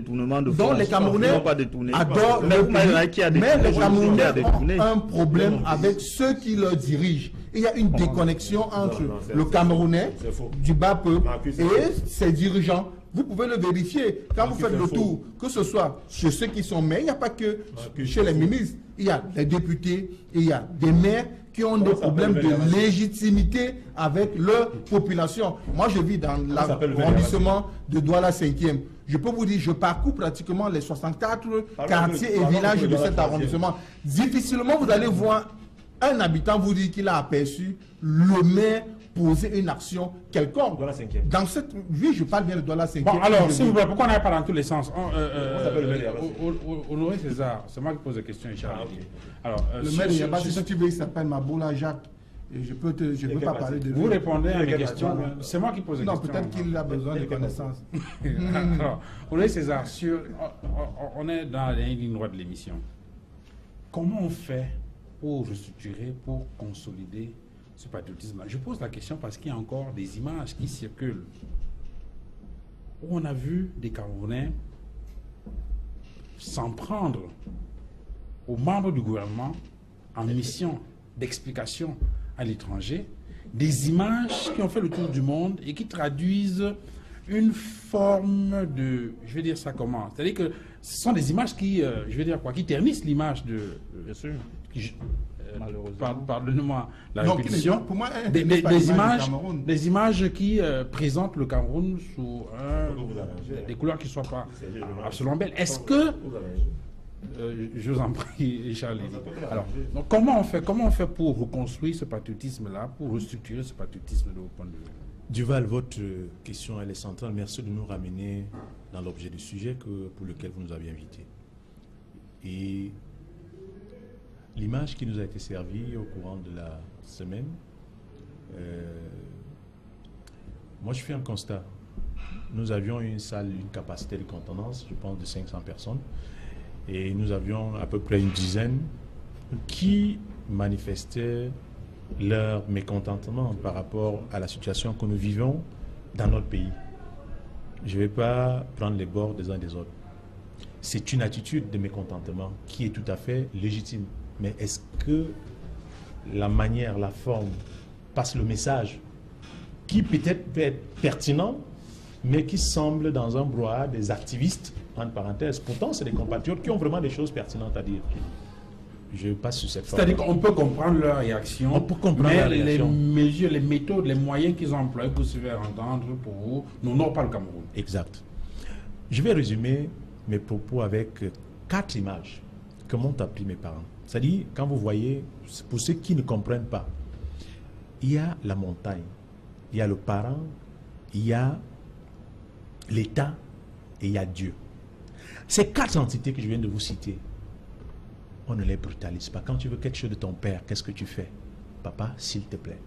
Quand tu veux demander quelque chose à Dieu, qu'est-ce que tu fais? Seigneur, s'il te plaît. Quand tu veux atteindre le sommet d'une montagne, qu'est-ce que tu fais? Tu serpentes, tu négocies. Pareil pour l'État. Si tu veux obtenir quelque chose de l'État, tu ne peux pas affronter un État. On n'affronte pas un État, quel que soit ce que tu es. Et l'ambiance que nous vivons avec nos compatriotes qui ont créé des couloirs qui sont tout à fait légitimes que permet notre constitution, mais quelque part il faut louer les leaders, hein, parce que quand vous regardez l'attitude des leaders, quand on voit ce qui s'est passé à 92 et autres, on est tout à fait d'accord que les leaders ont mis le patriotisme en avant, sinon le Cameroun le Cameroun aurait brûlé. Donc, il faudrait, moi je plaide pour la jeune génération, parce que quand nous sommes assis dans un plateau comme celui-ci, et nous sommes tous de la même génération, et qu'on nous entend se déchirer sans toutefois dire quelque chose de pertinent à nos compatriotes qui nous écoutent, pour moi, j'ai un regret, parce qu'on va dire, voilà, il veut qu'on nous donne au pouvoir, voilà comment il se comporte, et ça ne nous construit, ça ne nous aide pas. La réponse à votre question, vu l'attitude des compatriotes, mettons, moi je ne suis pas sûr. Non, moi je le parle face à la caméra, je ne suis pas sûr que j'aime M. Biya. Je ne suis pas sûr que je l'aime, mais je suis du RDPC. Mais une chose est sûre, à 1000%, je le respecte. C'est l'institution. Invitons tous les Camerounais à respecter l'institution. Et tout ce qui incarne cette institution-là. C'est comme ça qu'on peut bâtir. Parce que même celui qui est dans cette institution, qui va tendre à corrompre, à pouvoir bloquer un dossier, parce que quand la majorité positive va pouvoir s'acharner, il va s'arranger. Ou alors il va foutre le camp. Donc vous avez le patriotisme ici. Construit le patriotisme aussi, parce que là, si je vous écoute très bien, vous avez parlé de la citoyenneté. Et vous semblez indiquer qu'on construit le patriotisme à partir de la citoyenneté. Ça passe par là, c'est fondamental. Et aujourd'hui, il faut pouvoir relever des points sur lesquels sont revenus mon compatriote Mandeng à la question de savoir, Marcus, pardon, à la question de savoir que je donne un exemple où quel secteur où ça marche bien au Cameroun. Moi, je lui poserai une question simple, peut-être je sortirai par là. Je voudrais qu'il me donne l'exemple d'un pays au monde où tout va, où tout marche bien. Qui me donne un seul pays au monde où tout marche bien. Posez-moi la question avec vos réponses. C'est extraordinaire. Non, je vous départage. Non, aucun secteur ne marche bien. Dans aucun pays au monde. Il y a des secteurs, il y a des milliers de secteurs qui marchent. Il y a des secteurs qui marchent bien. Il y a des secteurs qui marchent très bien. Nos positions, le secteur téléphonique marche très bien. Le secteur agricole est en train de prendre du poil de la bête. On a beaucoup de secteurs qui sont en train de se réveiller. On a la gestion financière au niveau des impôts. Moi qui suis contribuable, moi qui paye les impôts. Là-bas, vous n'avez plus affaire à des individus où avant vous arnaquez, on vous dit non. Maintenant, vous parlez avec des machines. Où tu viens, tu payes, tu fais tes déclarations, tu payes, tu n'as pas affaire à un individu. La corruption a diminué de ce côté-là radicalement. Je peux continuer au niveau du sport. Bien non, il est convaincu, ça va, c'est bon. Au niveau de ces c'est bien pour les exemples. Il est convaincu, il a dit que ça mais va. on a quand même eu une canne. Ça veut dire que, mais il y a toujours des choses à faire. Ça marche. Vous ne pouvez me donner aucun. Ok, allez-y Thierry. Moi j'aime les chiffres. Moi j'aime les chiffres. Ce que nous voulons dire. Ça ne va pas bien à 100%. Ça ne marche pas bien à 100%. Mais je pense que nous sommes au-dessus de la moyenne. Maintenant, comment pourrons-nous faire pour compléter les 49% là? Absolument. Ça nous a pas empêché de mettre les Camerounais à l'aise. 300 milliards au FMI récemment. Ça n'a rien à voir. Ça n'a rien à voir avec les coûts d'économie. En le passant. Je vais vous le donner, les coûts d'économie. Ça n'a rien à voir. Parlez du droit et des pressions électorales. C'est votre domaine. Parlez pas de l'économie. On a une conception totalement différente. Peut-être de l'argent au FMI, ça ne veut pas dire d'une république, d'un État. Arrêtez de créer la psychologie. Je suppose que tout à l'heure, quand tu voulais parler du gouvernement, parce que l'État, nous sommes composants de l'État en tant que population. Vous voulez parler plutôt peut-être de l'organe qui agit au nom de l'État, qui est le gouvernement.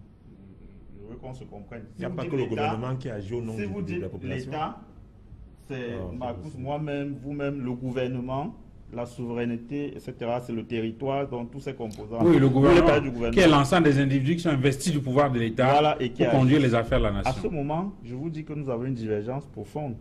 Parce que nous n'avons pas à supplier le gouvernement que quand vous voulez que je suis là pour une allégorie du père et du fils, non. Le gouvernement, M. Biya, ce n'est pas mon père. M. Biya, c'est notre employé. C'est l'institution. C'est notre employé. Le président de la République du Cameroun. Vous pouvez citer vos oncles. Ce n'est pas de ça qu'il s'agit. Nous n'avons pas le même rapport. Le président de la République du Cameroun, puisque vous voulez parler, vous voulez qu'on parle. Est-ce que vous avez une entreprise? Vous voulez qu'on parle. Vous voulez qu'on parle de l'institution. Vous voulez qu'on parle de l'institution. Le président de la République du Cameroun, laissons M. Biya, le président de la République du Cameroun est l'employé des Camerounais. il est délégataire. Voilà. Donc, les Camerounais n'ont pas à se plier. La Constitution. Les Camerounais n'ont pas à se plier pour demander pardon pour qu'il rende un service comme si un fils demandait à son père.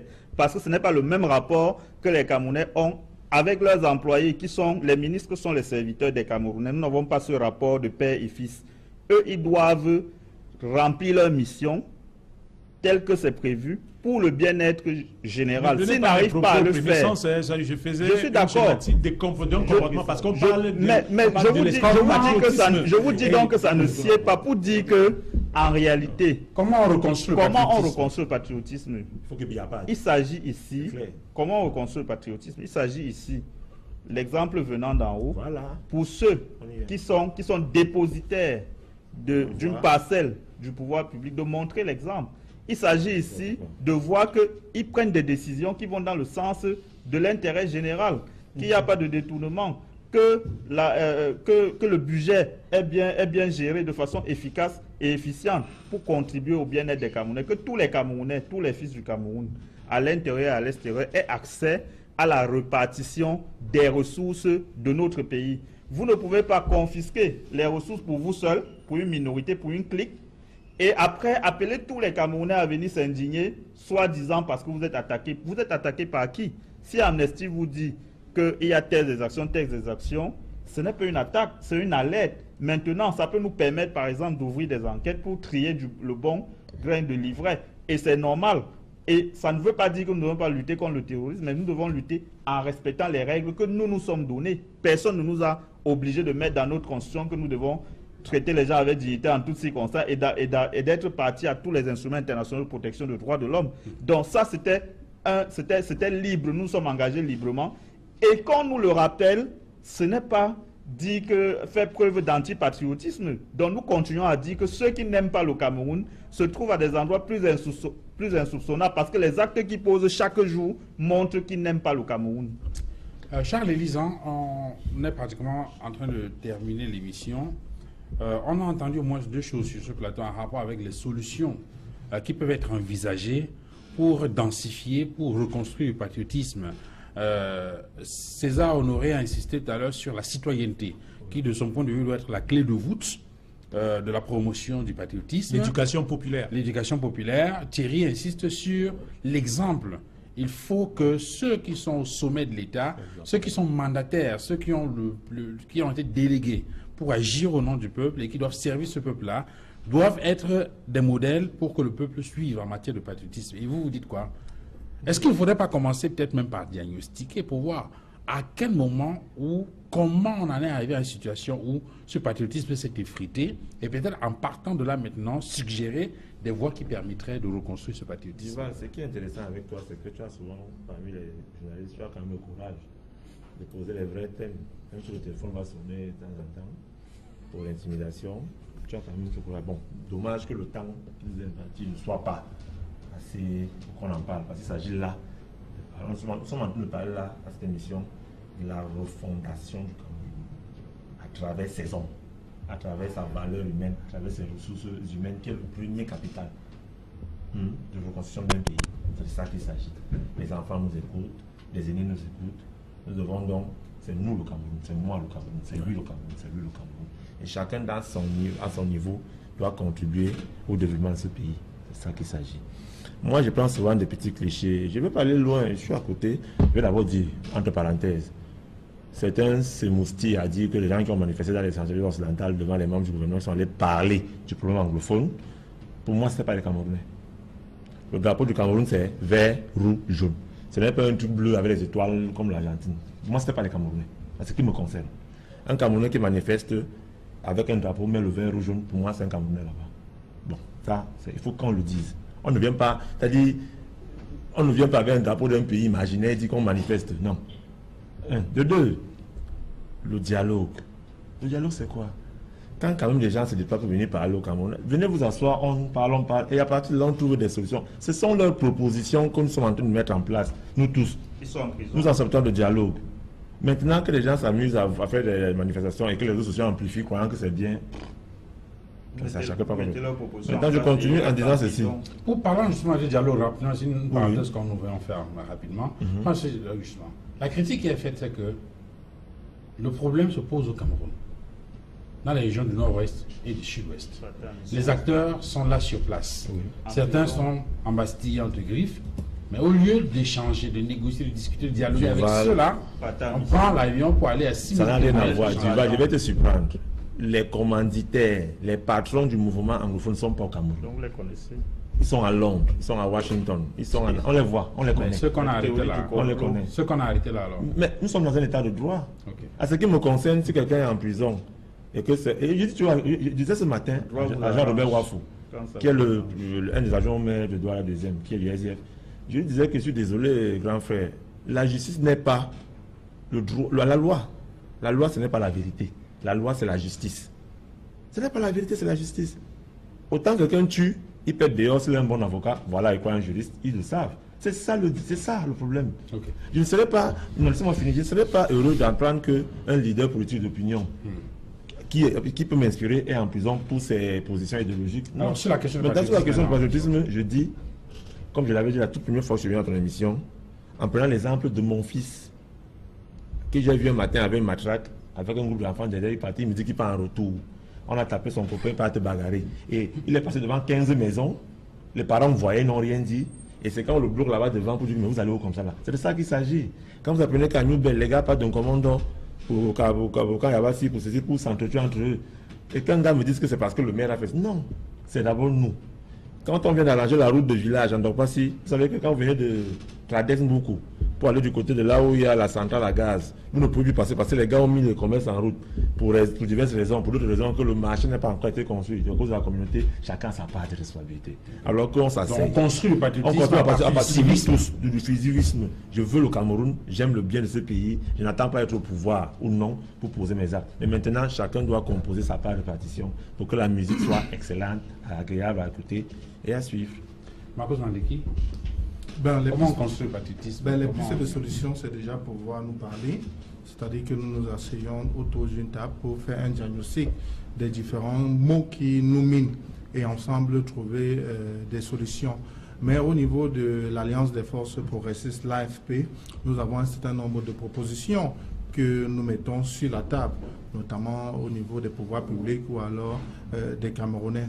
Nous appelons à la bonne gouvernance, à la lutte véritable contre la corruption et les détournements, parce que la corruption et les détournements nous font perdre beaucoup d'argent qui aurait pu servir à mener efficacement la lutte, par exemple, contre Boko Haram, à pouvoir construire un certain nombre d'infrastructures qui permettraient aux Camerounais d'être davantage épanouis.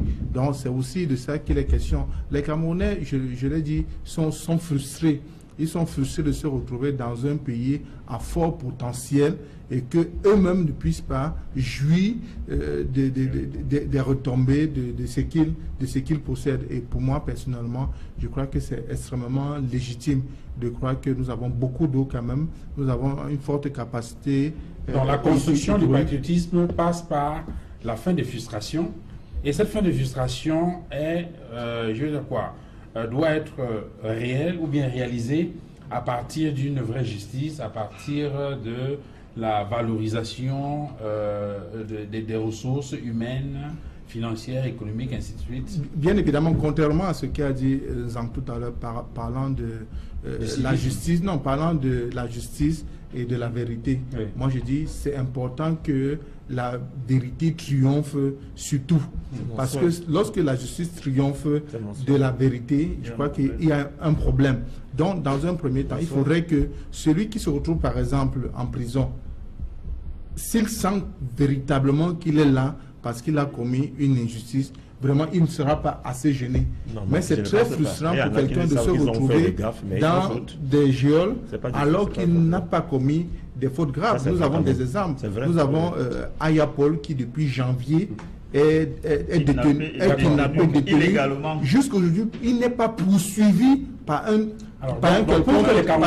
quelconque tribunal. Qui se sent véritablement camerounais. On a vu qu'ils puissent bien aimer leur pays. Il faudrait qu'il y ait une justice. Tout à l'heure, on parlait de Boko Haram. Nous sommes solidaires sur la lutte contre Boko Haram. Nous avons vu le président de l'Assemblée nationale dire à haute et intelligible voit que Boko Haram se trouve parmi nous. Le sujet, c'est le patriotisme. Personne ne s'est bousculé dessus. Bon, voilà, on va s'arrêter là. Ça fait partie du patriotisme. On aurait pu l'interroger sur ces aveux-là. On n'était pas sur les solutions que je propose. Non, mais vous avez parlé tout à l'heure de...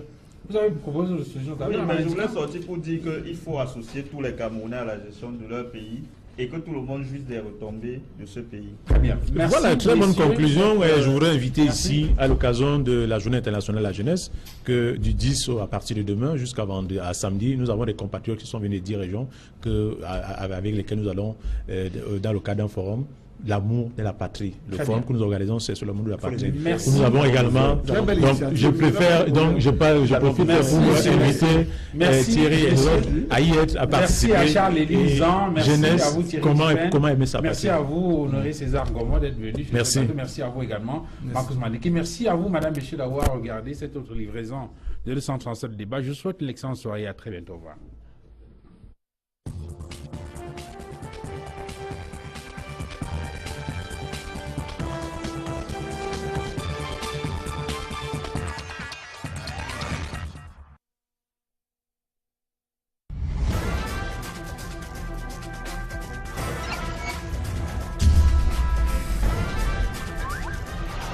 À travers le Cameroun. Donc il faudrait plutôt dénoncer les causes de ces actions-là et trouver des solutions pour qu'on n'en arrive plus là.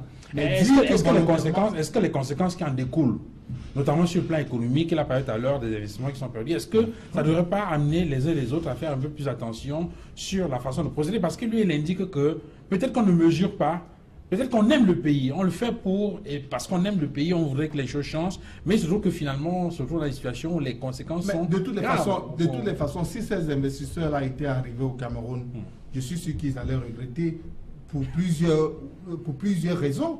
Parce qu'il y a d'abord le climat des affaires qui n'est pas très bien. Je connais des investisseurs qui sont venus avec des milliards qui n'ont pas pu avoir accès au pouvoir public afin de mettre l'argent qu'ils disposaient à la disposition de notre Cameroun. Parce qu'il y a des blocages. Lorsqu'on vous dit, par exemple, que pour rencontrer tel ministre, au Cameroun, même pour rencontrer le maire, c'est tout un problème. Faites le tour de nos villes. Pour rencontrer le maire, vous allez trouver des files d'attente. Je n'imagine même pas pour un sous-préfet ou alors pour un substitut du procureur qui se fait prendre pour un roi. Donc c'est compliqué pour le Camerounais et même pour l'investisseur de rencontrer les pouvoirs publics pour leur présenter les projets, pour leur dire, moi j'ai de l'argent, je vais investir, ce qui va permettre aux Camerounais d'avoir de l'emploi, ce qui va permettre à l'économie de tourner, parce qu'un salarié, c'est quelqu'un qui fait tourner l'économie à partir de ses revenus. Non, moi je dis, les Camerounais aiment leur pays. Il faudrait tout simplement que ceux qui nous dirigent prennent un peu conscience et qu'ils prennent en compte les critiques. Lorsqu'on critique, ce n'est pas automatiquement parce qu'on déteste le Cameroun. On peut ne pas être d'accord avec, je peux ne pas être d'accord avec mon frère Ngomo ou alors Thierry Diffé, mais cela n'empêche pas que nous nous retrouvions, que nous célébrions notre patriotisme tout ensemble. Donc il faudrait faire la part des choses entre les divergences de points de vue et détester le Cameroun. Alors, Charles Élisant, sur cette question-là, est-ce que pour vous, il y a une crise de patriotisme au Cameroun? Est-ce qu'aujourd'hui, on peut dire qu'il y a un problème de patriotisme dans notre pays?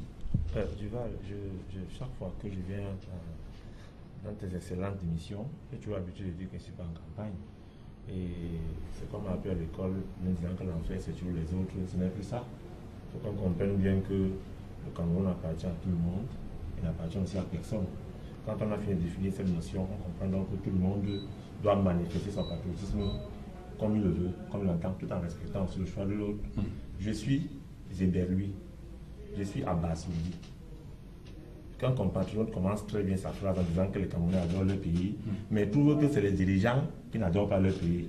Donc eux, ils ne sont pas les Camerounais, parce qu'ils sont dirigeants de ce pays, et comme ils sont dans le parti qu'ils veulent combattre. Quand on commence à prendre cet angle d'attaque, on ne va pas arriver, on ne va pas construire ce pays. Parce que vous avez des Camerounais qui se comportent bien, parce que c'est son frère qui est gouverneur, parce que son frère qui est maire, et l'autre se comporte mal, parce que ce n'est pas son frère qui est au pouvoir. Donc, voilà le premier problème du Camerounais. C'est-à-dire, il faut qu'on accepte le jeu, les règles du jeu, qui sont là, qui sont imposées, et qu'on fasse avec. Je n'ai pas besoin, moi je suis dans un champ de Betty. Je n'ai pas besoin de me comporter comme il se doit, comme un bon contribuable, comme un bon compatriote doit la deuxième, parce que femme pour Denise qui est Bangaté est mère. Et attendre qu'à Tanganaka, mon cousin soit mère pour que je sois bon citoyen. Non. Ça, c'est de ça qu'il s'agit. Quand on me dit qu'il n'y a pas de crise de patriotisme, je suis dépassé. Mais quand le président de la CAF dit ce qu'il a dit il y a cela 3 semaines, et que tout le monde soit engouffré en disant que oui, voilà le président de la CAF qui dit que ce gouvernement est incompétent, ils sont paresseux, ils ne font rien, et qu'aujourd'hui, ce même président envoie son vice-président dans les médias, et le secrétaire général qui pond une note en disant que non, notre président s'est trompé parce qu'il lit les réseaux sociaux venant du Cameroun, parce qu'il suit les médias, certains médias venant du Cameroun. Pourquoi donc c'est un peu caricatural quand même. Non, c'est ce qu'il a dit. Les faits sont sacrés, ils sont têtus, mais c'est les commentaires qui sont... Il n'a pas dit que le président de la CAF s'est trompé. C'est ce qu'il a dit. Ça a commencé. Si, il n'a pas dit ça. Vous me laissez parler. Non, je vous laisse parler, mais Okay. sauf qu'il faut ressusciter les faits tels que vous les avez entendus. Le vice-président de la CAF, le deuxième vice-président, n'a pas déclaré que le président de la CAF s'est trompé. Il a dit que le président de la CAF s'est référé aux médias camerounais. Pour faire la déclaration sur laquelle le Cameroun n'est pas prêt pour l'organisation de la CAN. Maintenant, si vous voulez faire le procès des médias camerounais, ça c'est de votre responsabilité. Allez-y, Charlie. J'ai fini. Bon, j'étais en train de dire qu'aujourd'hui, la même maison qu'est la CAF, cette grande maison se retraite. Parce qu'on aurait suivi les choses dans les réseaux sociaux, parce qu'on aurait suivi les choses ici et là, pour dire que non, en fait, on s'est trompé, il y a un problème. Mais sur l'attitude des Camerounais, est-ce que c'est une attitude qui est compréhensible? Elle est compréhensible. En fait, moi, je vais toujours dans le sens de dire qu'il y a un excellent penseur qui est mort, qui s'appelle Einstein, qui a créé E égale à MC carré. Cette formule aujourd'hui est à la base du développement de l'humanité. Mais cette formule aussi a servi à créer la bombe atomique. Ça veut dire qu'on prend l'angle que ça nous arrange. Les réseaux sociaux sont très importants pour un pays. C'est-à-dire, on ne va pas... C'est très important. Mais maintenant, chacun utilise le réseau social comme il l'entend, comme il le souhaite. Il y en a qui le prennent. Et il y a les réseaux sociaux qui nous ont aidés dernièrement à démasquer 2 gendarmes qui arnaquaient la population et qui sont aujourd'hui mis de côté. C'est les réseaux sociaux. Il faut aussi qu'on accepte que les mêmes réseaux sociaux empêchent aussi certaines personnes de venir investir au pays et ont failli perdre la canne, faire perdre la canne à son pays. Il faut qu'on accepte cela. Donc, il y a un problème, c'est pas un problème de patriotisme, c'est davantage un problème d'utilisation des réseaux sociaux. Maintenant, le patriotisme, c'est quoi? C'est une notion, mais c'est dans le cœur. C'est que j'appartiens à une terre. J'appartiens à un groupe. Et maintenant, ce groupe est composé de plusieurs entités qui s'entremêlent, qui s'arrangent et qui... On a plus de 25 000 assassinats. Mais on vous brandit que 2 ou 3 assassinats ou 5, que bon voilà. On ne vous le dit pas, que chaque année, on a 25 000 assassinats.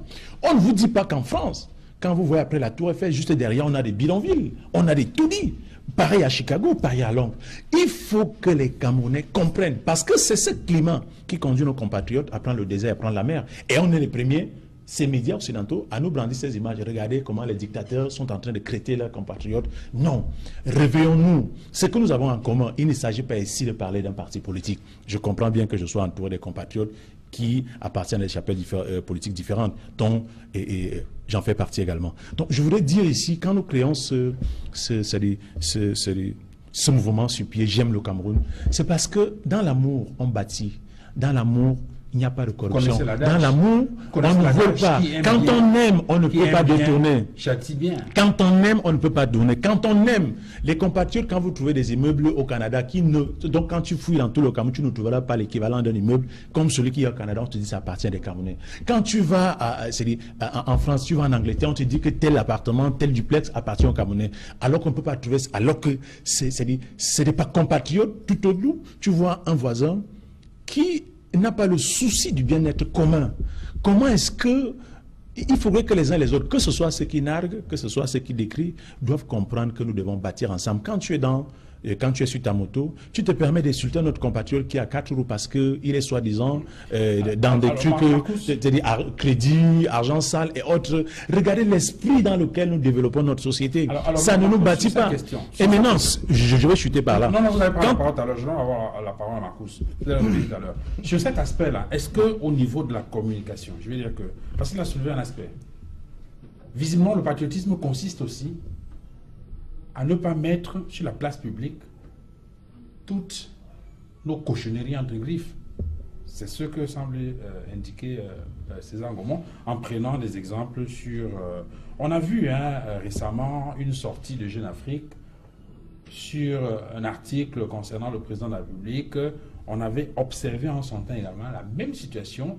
Il y a des gens qui se disaient, écoutez, Jeune Afrique ne peut pas se permettre d'insulter notre président de la République. D'autres estimaient que non, écoutez, Jeune Afrique n'avait dit que la vérité. Finalement, est-ce que patriotisme veut dire qu'il faut sélectionner, trier les informations qu'il faut mettre sur la place publique et garder celles qui ne plaisent pas? Ben, cela peut s'expliquer. Je voudrais déjà dire que le bien-être ou alors le vivre ensemble au Cameroun n'est pas quelque chose de nouveau. C'est quelque chose que nous vivons depuis très longtemps. Quand vous regardez 30 ans, 4 ans en arrière, vous allez voir que dans chaque communauté, il y avait d'autres communautés qui y vivaient déjà. Les mariages mixtes se font depuis déjà un peu plus de 50 ans. Ma grand-mère, qui est de Yabassi, a épousé un monsieur de Bafan qui a grandi à Yabassi et qui a été enterré à Yabassi. Ça fait un peu plus de 60 ans. Donc, le bien-être est quelque chose qui nous a été légué par nos ancêtres depuis très longtemps. Le vivre ensemble. Je voudrais dire donc, ce n'est pas la paternité d'un individu futile, le président. Ce n'est pas la paternité d'un individu futile, le président de la République. Je voudrais dire ceci maintenant. Nous sommes dans une situation où nous ne nous parlons pas assez. Nous demandons au pouvoir public tout le temps que nous nous asseyions autour d'une table pour trouver des solutions à nos problèmes. Nous ne sommes pas parfaits. Ceux qui critiquent n'ont pas le monopole de la perfection. Eux aussi ont des choses à se reprocher, ça c'est vrai. Mais je dis, si nous nous asseyons autour d'une table, c'est-à-dire les dirigeants, ceux qui se présentent comme de l'opposition, la société civile, qu'ils s'asseyent autour d'une table et font le diagnostic des maux qui minent le Cameroun et qu'ensemble qu'il y ait un minimum de consensus. C'est vrai que l'entente ne peut pas être parfaite, mais au moins il peut y avoir un minimum de consensus. Mais depuis très longtemps, on n'a pas vu les pouvoirs publics ou alors ceux qui dirigent le Cameroun appeler les autres compatriotes autour d'une table. On a des exemples quand même palpants. On a vu Elekam qui n'a pas dont les propositions de l'opposition et de la société civile n'ont pas été validées. On peut le voir encore avec le code électoral dont les aspirations des uns et des autres ne sont pas prises en compte. Donc il faudrait bien que nos dirigeants, à un moment donné, appellent tous les compatriotes, qu'ils soient du résident au Cameroun ou de la diaspora, afin que nous trouvons une ligne de conduite pour notre pays. Nous aimons le Cameroun. La canne telle que nous la voyons là, chaque Camerounais... C'est ce qu'on a fait à Yaoundé, avec notamment ces missions qui ont été envoyées à l'étranger pour aller discuter avec les Camerounais de la diaspora et échanger sur la manière de résoudre la crise anglophone. Nous voyons des résultats. Il y a des Camerounais qui ont été envoyés dans les régions du Nord et du Sud-Ouest pour pouvoir apporter un certain nombre de diagnostics et ils ont fait des recommandations. J'ai suivi Gaga Aman qui a dit qu'il a fait des recommandations au président de pouvoir libérer tous ceux qui ont été interpellés de manière abusive dans le cadre de la crise anglophone. Donc vous voyez très bien que parfois l'information, ou alors la bonne information, n'arrive pas au président de la République quelquefois, qui est aussi lui-même un problème, parce que lorsque vous êtes entouré pendant très longtemps et de manière régulière des collaborateurs qui ne vous donnent pas la bonne information, ça veut dire que vous-même, vous êtes un problème en soi. Tout à l'heure, je vais sûrement m'asseoir avec Ngomo, Thierry, Ndifen et Nzang. Nous avons des divergences, ça c'est sûr. Mais ce qui est sûr, pendant nos discussions, nous allons pouvoir avoir un... En premier, César Ngomon. Vous êtes donc responsable, promoteur d'un mouvement, d'une association, J'aime le Cameroun. J'imagine qu'en mettant en place une structure comme celle-là, c'est peut-être pour répondre à un problème que vous avez diagnostiqué au départ. Est-ce qu'on peut dire qu'au Cameroun aujourd'hui, il y a une crise de patriotisme? Il y a une grosse crise de patriotisme, Duval, il faut le dire. Effectivement, le mouvement J'aime le Cameroun est né du fait d'une frustration sur le plan professionnel que j'ai subi, parce que j'ai perdu un contrat qui aurait pu employer plus d'une centaine de Camerounais, et ceci m'a révolté. J'ai failli rejoindre le camp d'en face, qui a toujours contribué à ternir l'image du Cameroun. Et pour vous relater de la petite histoire, c'est parti de l'affaire Moni Koumaté, où j'avais des partenaires, nous étions sur le point de venir investir au Cameroun avec près de 10 milliards. Et l'information, quand on me pose la question sur la Quintini, je me mets à faire les prouesses vanter la Quintini, qui était j'ai dit un hôpital de référence. On venait du Gabon, de la Centrafrique, du nord au sud pour venir acquérir des soins à la Quintini. Et la question qui suivait, c'était c'est quoi l'état actuel? Et je répondais tout simplement qu'actuellement, c'est vrai que le matériel a pris un petit coup. Bon, on est en train de rénover. Et la dernière question qui m'est posée, est-ce que tu as fait un tour dans les réseaux sociaux depuis 24 heures? Alors là, c'est vrai que le matin, j'avais jeté un coup d'œil, je n'avais vraiment pas prêté attention de l'ampleur qui était en train de vivre la toile au niveau de le nom Cameroun.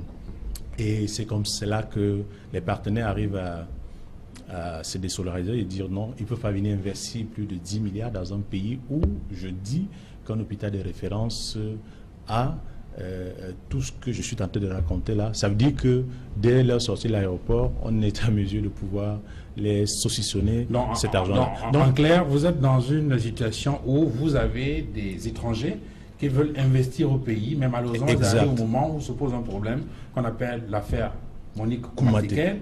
Ça va dans tous les sens dans les réseaux sociaux et on a donc des gens qui présentent une image très négative du Cameroun. Oui. Et cela amène bien évidemment ces observateurs-là à faire machine arrière. C'est cela.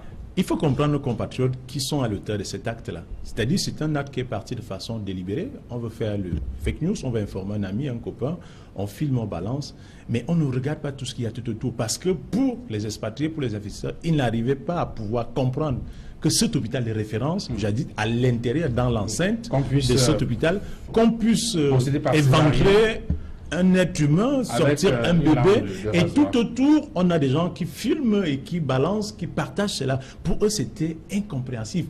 Et de sur quoi, au niveau de notre média national, on a eu à avoir des informations par des autorités, ministre de la Santé, ministre de la Communication, qui venaient expliquer qu'effectivement, la dame en question, morte ou vivante, était arrivée sur un brancard et est allée aux urgences, est allée à la morgue, est repartie à la maternité. Tout ça dans l'enceinte de l'hôpital. Pour eux, c'était incompréhensible. Donc, pour tirer les leçons ici, c'est pour dire que... On ne tire pas encore les leçons. Non, pour moi, ça dit, je veux pouvoir parler de la communication. Ça dit, c'est parti d'un fait banal où on peut filmer et balancer.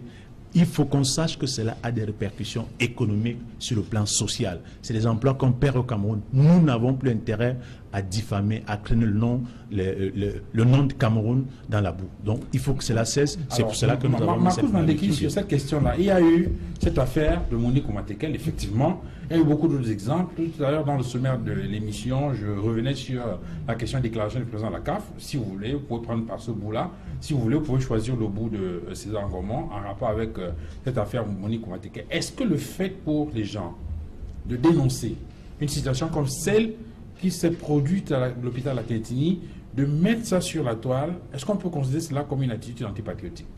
Ben, je ne peux que réagir suite au propos du frère Ngomon, que je connais bien, qui est un très grand patriote, qui est quelqu'un qui aime beaucoup son pays, notre pays, le Cameroun. Mais je pense qu'il faudrait beaucoup plus regarder les causes que les conséquences. C'est très important. Il y a eu des conséquences, vous les dénoncez peut-être parce que des partenaires, des amis du Cameroun se sont offusqués du fait qu'il y ait un certain nombre de choses qui se passent au Cameroun qui ne sont pas bonnes. Maintenant, il aurait été préférable pour vous d'évaluer les causes. Comment est-ce qu'on en est arrivé là, qu'une Camerounaise, qu'une patiente puisse subir ce qu'elle a subi dans un hôpital de référence tel que vous le dites. Donc pour vous, en fait, quand les gens prennent ces images et les balancent sur les réseaux sociaux, c'est une façon d'amener les gens, d'amener l'opinion publique à s'interroger sur les raisons et donc de tirer les leçons. C'est pas davantage pour éloigner les investisseurs. Non, surtout pas. Les Camerounais, je vais contre les propos de Maman qui dit qu'il existe une crise de patriotisme au Cameroun. Non. Les Camerounais adorent leur pays, qu'il soit à l'intérieur ou à l'extérieur. Souvenez-vous, quand vous avez un Camerounais qui vit hors du pays et qui n'a pas la possibilité de revenir, il souffre dans sa chair. Il est prêt à tout donner pour venir passer peut-être 24 heures dans son pays. Les Camerounais sont exaspérés par la malgouvernance, tout simplement. Quand vous voyez les Camerounais réagir de la sorte, c'est parce qu'ils veulent sanctionner ceux qui nous dirigent. Parce qu'il y a un mal-être qui est là. Vous êtes Camerounais, peut-être que vous avez votre petit confort, mais je suis sûr que malgré le fait que vous ayez votre petit confort, vous êtes sensible au mal-être des Camerounais qui sont tout autour de vous. Non, les Camerounais adorent leur pays. Ils sont tout simplement gênés par nos dirigeants, par l'attitude de nos dirigeants. Ce qui est arrivé à Monique Koumatekel, c'est quelque chose qui arrive à plein d'autres Camerounais anonymes. Ils font quelque chose ensemble pour aller dans un but. Alors, Thierry Diffel, on a vu, avec notamment cette sortie du président de la Confédération africaine de football, lorsqu'il a fait cette déclaration-là, on a observé comme une levée de bouclier contre le malgache. On a entendu beaucoup de choses. Et ceux qui prenaient parti pour le malgache et qui essaient d'expliquer pourquoi il a fait cette déclaration, c'est-à-dire que pour essayer de dire, écoutez, le président de la CAF a juste essayé de bousculer un tout petit peu les Camerounais pour qu'ils se réveillent parce que la CAN c'est bientôt. Tous ceux qui ont essayé d'expliquer ça comme ça ont été taxés d'antipatriotes. Et c'est très souvent le cas, et c'est très malheureux, parce qu'il y a des gens ici dans ce pays qui pensent qu'ils ont le monopole du patriotisme et ils distribuent les bons et les mauvais points. Vous avez entendu César Honoré tout à l'heure dire qu'il a failli passer de l'autre côté. Dans l'autre côté, c'est les antipatriotes. Et eux, les patriotes, ils sont du bon côté et les antipatriotes sont de l'autre côté. Et cette façon étriquée de voir les choses me pose beaucoup de problèmes. Et il y a effectivement une crise de patriotisme au Cameroun. Et je vais vous surprendre, il se trouve dans les sphères les plus élevées de ce pays. Parce que Charles Elie disait tout à l'heure, est-ce que ceux qui nous gouvernent ne sont pas les Camerounais? On a tendance à croire, en regardant les actes que les uns et les autres posent au quotidien, qu'ils ne sont pas Camerounais. Si vous êtes Camerounais, vous ne pouvez pas détourner de l'argent. Si vous êtes Camerounais, président de la République, vous ne pouvez pas passer plus de 200 jours à l'étranger sur 365. On a donc tendance à croire, au regard des faits, que les gens qui nous gouvernent ne sont pas Camerounais, parce qu'il y a des actes que vous ne pouvez pas poser si effectivement vous êtes pétri de patriotisme. Être patriote, ce n'est pas de s'incliner quand on fait la levée des couleurs ou de chanter l'hymne national seulement. C'est déjà important, mais ce n'est pas que ça. Mais il faut poser des actes au quotidien qui vont dans le sens d'agir pour l'intérêt général, pour l'intérêt des Camerounais. Mais sur le cas d'espèce, c'est ça être patriote. Oui. Et je peux vous dire, comme Marcus a dit, et comme beaucoup parce que ce qu'on attendait surtout des Camerounais, effectivement, c'est de voir comme un soutien aveugle. Oui, c'est-à-dire que tous se mobiliser derrière le ministère de l'Africa Foot pour ouvrir le feu sur le malgache en indiquant... Mais ce n'est pas la solution. Est-ce que ce que le président de la CAF a dit est faux? Quel est le site qui est prêt? C'est faux. À l'heure actuelle au Cameroun. On va débattre en détail. Mais le gars nous montre la lune, nous regardons le doigt. Est-ce que ce qu'il a dit, nous ici au Cameroun, nous ne l'avons pas relevé tout le temps?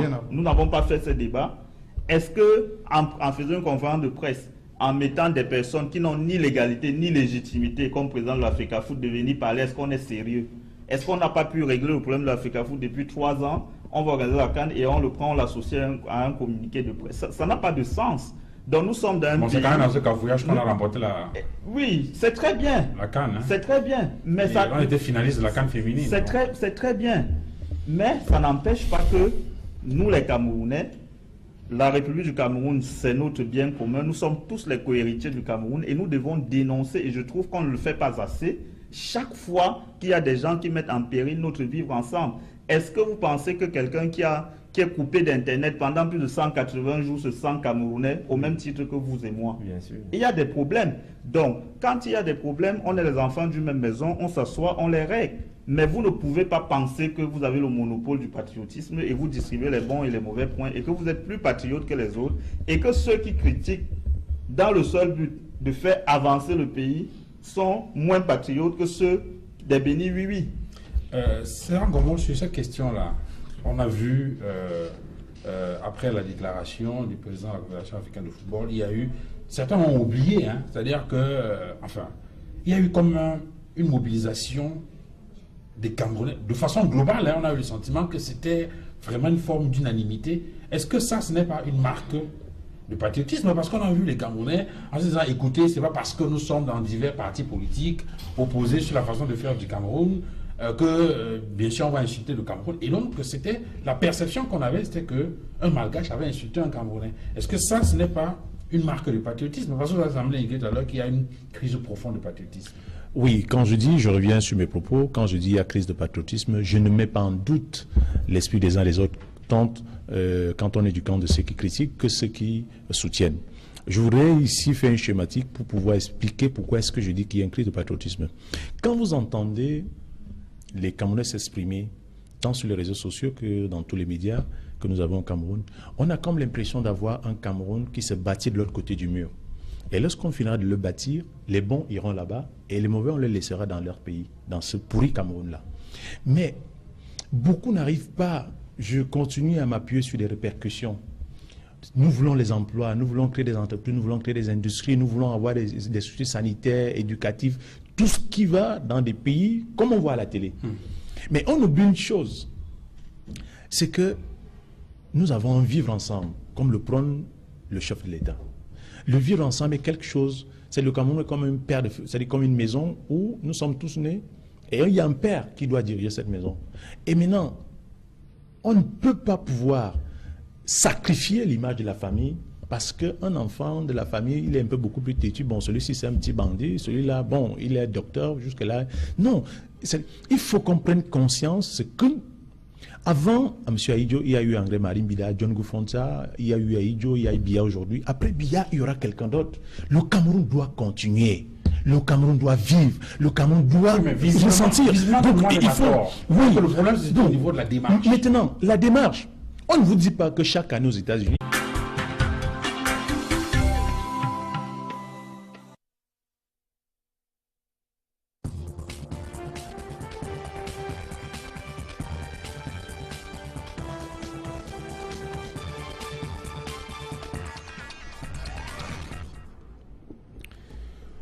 Madame, Monsieur, bonsoir et bienvenue à tous. Le Cameroun à l'épreuve du patriotisme. Ainsi pourrait se résumer l'ambiance socio-politique que vit le pays depuis quelques jours, notamment après la sortie du président de la Confédération africaine de football au sujet de l'état de préparation à la CAN 2019 au Cameroun, en indiquant de façon très peu courtoise pour certains et de façon très peu diplomatique pour d'autres que le Cameroun n'est pas prêt pour l'organisation de cette CAN, la plus grande fête du football africain. Eh bien, le malgache Ahmad Ahmad est pratiquement devenu l'ennemi public numéro 1 au Cameroun.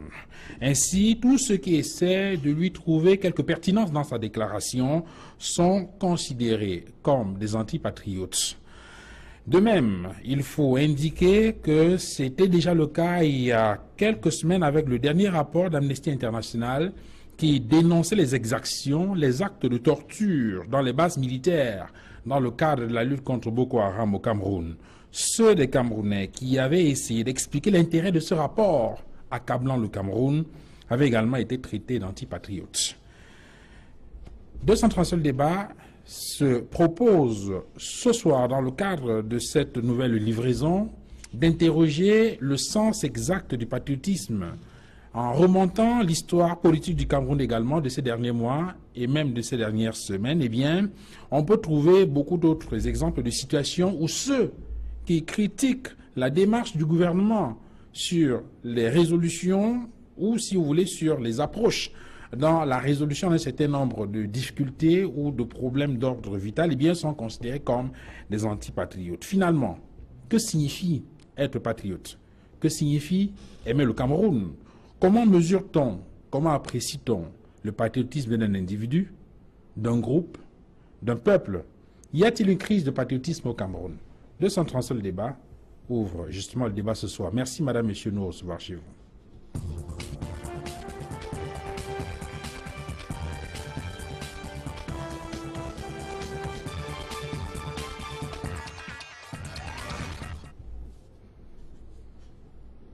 Sur le plateau de 237 le débat, ce soir, César Honoré Gaumont.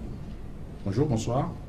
Bonsoir Duval, bonsoir à tous les téléspectateurs qui nous suivent en ce moment. Merci d'être venu sur ce plateau. Bonsoir à tous mes chers compatriotes ici présents sur ce plateau. Voilà, vous êtes, j'aime bien le préciser ainsi, promoteur d'un mouvement, d'une association, J'aime le Cameroun. On imagine bien évidemment que c'est peut-être en observant qu'il y a une crise de patriotisme que vous avez décidé de mettre en place cette structure. On en parlera tout à l'heure dans le cadre de cette émission. Infiniment merci d'être venu sur le plateau de 237, le débat. Merci pour votre invitation. Voilà, j'ai introduit Thierry Diffen. Bonsoir. Bonsoir Duval et merci de me faire l'amitié une fois encore de m'inviter sur votre plateau. Je saisis également l'opportunité pour dire bonsoir à tous vos téléspectateurs et téléspectatrices. Voilà. Thierry Diffène, vous êtes militant, cadre du CPP, le Cameroun's People Party. Et j'aime également préciser que vous êtes le secrétaire national en charge des questions juridiques et électorales. C'est bien cela? C'est bien cela. Voilà. Merci Thierry Diffène d'être venu. Charles Elisan, bonsoir. Bonsoir Duval. Merci d'être venu. C'est moi qui te remercie et je remercie tous les panélistes et bonsoir aussi à tous les spectateurs. Voilà. Voilà, vous êtes homme politique, vous êtes le président de l'organisation des jeunes du Rassemblement démocratique du peuple camerounais à Vouriteux, c'est à Douala. Merci d'être venu. J'introduis également sur ce plateau Marcus Mandeki, bonsoir. Merci, bonsoir Diva. Je te remercie déjà pour l'invitation. Je voudrais avoir une pensée assez particulière pour les populations de la ville de Yabassi en particulier et celle du département du Nkam qui, il y a quelques jours, se sont mobilisés pour revendiquer leur droit à avoir de l'énergie électrique parce que depuis bientôt 6 semaines déjà, pour une fois de plus, cette localité du Cameroun est privée d'énergie électrique. Les populations de la ville de Yabassi se sont donc mobilisées pour aller rencontrer les autorités et leur crier leur ras-le-bol. C'est aussi l'occasion pour moi de féliciter les forces de maintien de l'ordre qui ont su encadrer cette manifestation, ainsi que les autorités administratives. Et je remercie aussi bien évidemment les militants de l'AFP qui se sont joints. Vous n'allez pas remercier tout le monde, hein, Marcus Mandeki. Oui, parce que c'est une action vous êtes homme politique et vous êtes militant de l'AFP. L'AFP, c'est l'Alliance des forces progressistes. Vous aurez noté, mesdames, messieurs, chers téléspectateurs, que ce soir, nous avons choisi de donner la parole à des jeunes cadres politiques, de différentes formations politiques, pour analyser cette question cruciale qu'est le patriotisme, une question qui engage davantage la jeunesse camerounaise, et bien évidemment, c'est le début d'une série d'émissions sur les questions de patriotisme et de civisme. Dans les toutes prochaines semaines, nous allons également donner la parole, cette fois-là aux idéologues, aux enseignants d'université, pour nous dire comment ils entendent, comment ils comprennent cette question, et surtout, l'objectif, bien évidemment, c'est qu'au bout du compte, qu'on soit en mesure de construire davantage, de densifier ce patriotisme qui, pour beaucoup, fait défaut au Cameroun en ce moment. Je donne la parole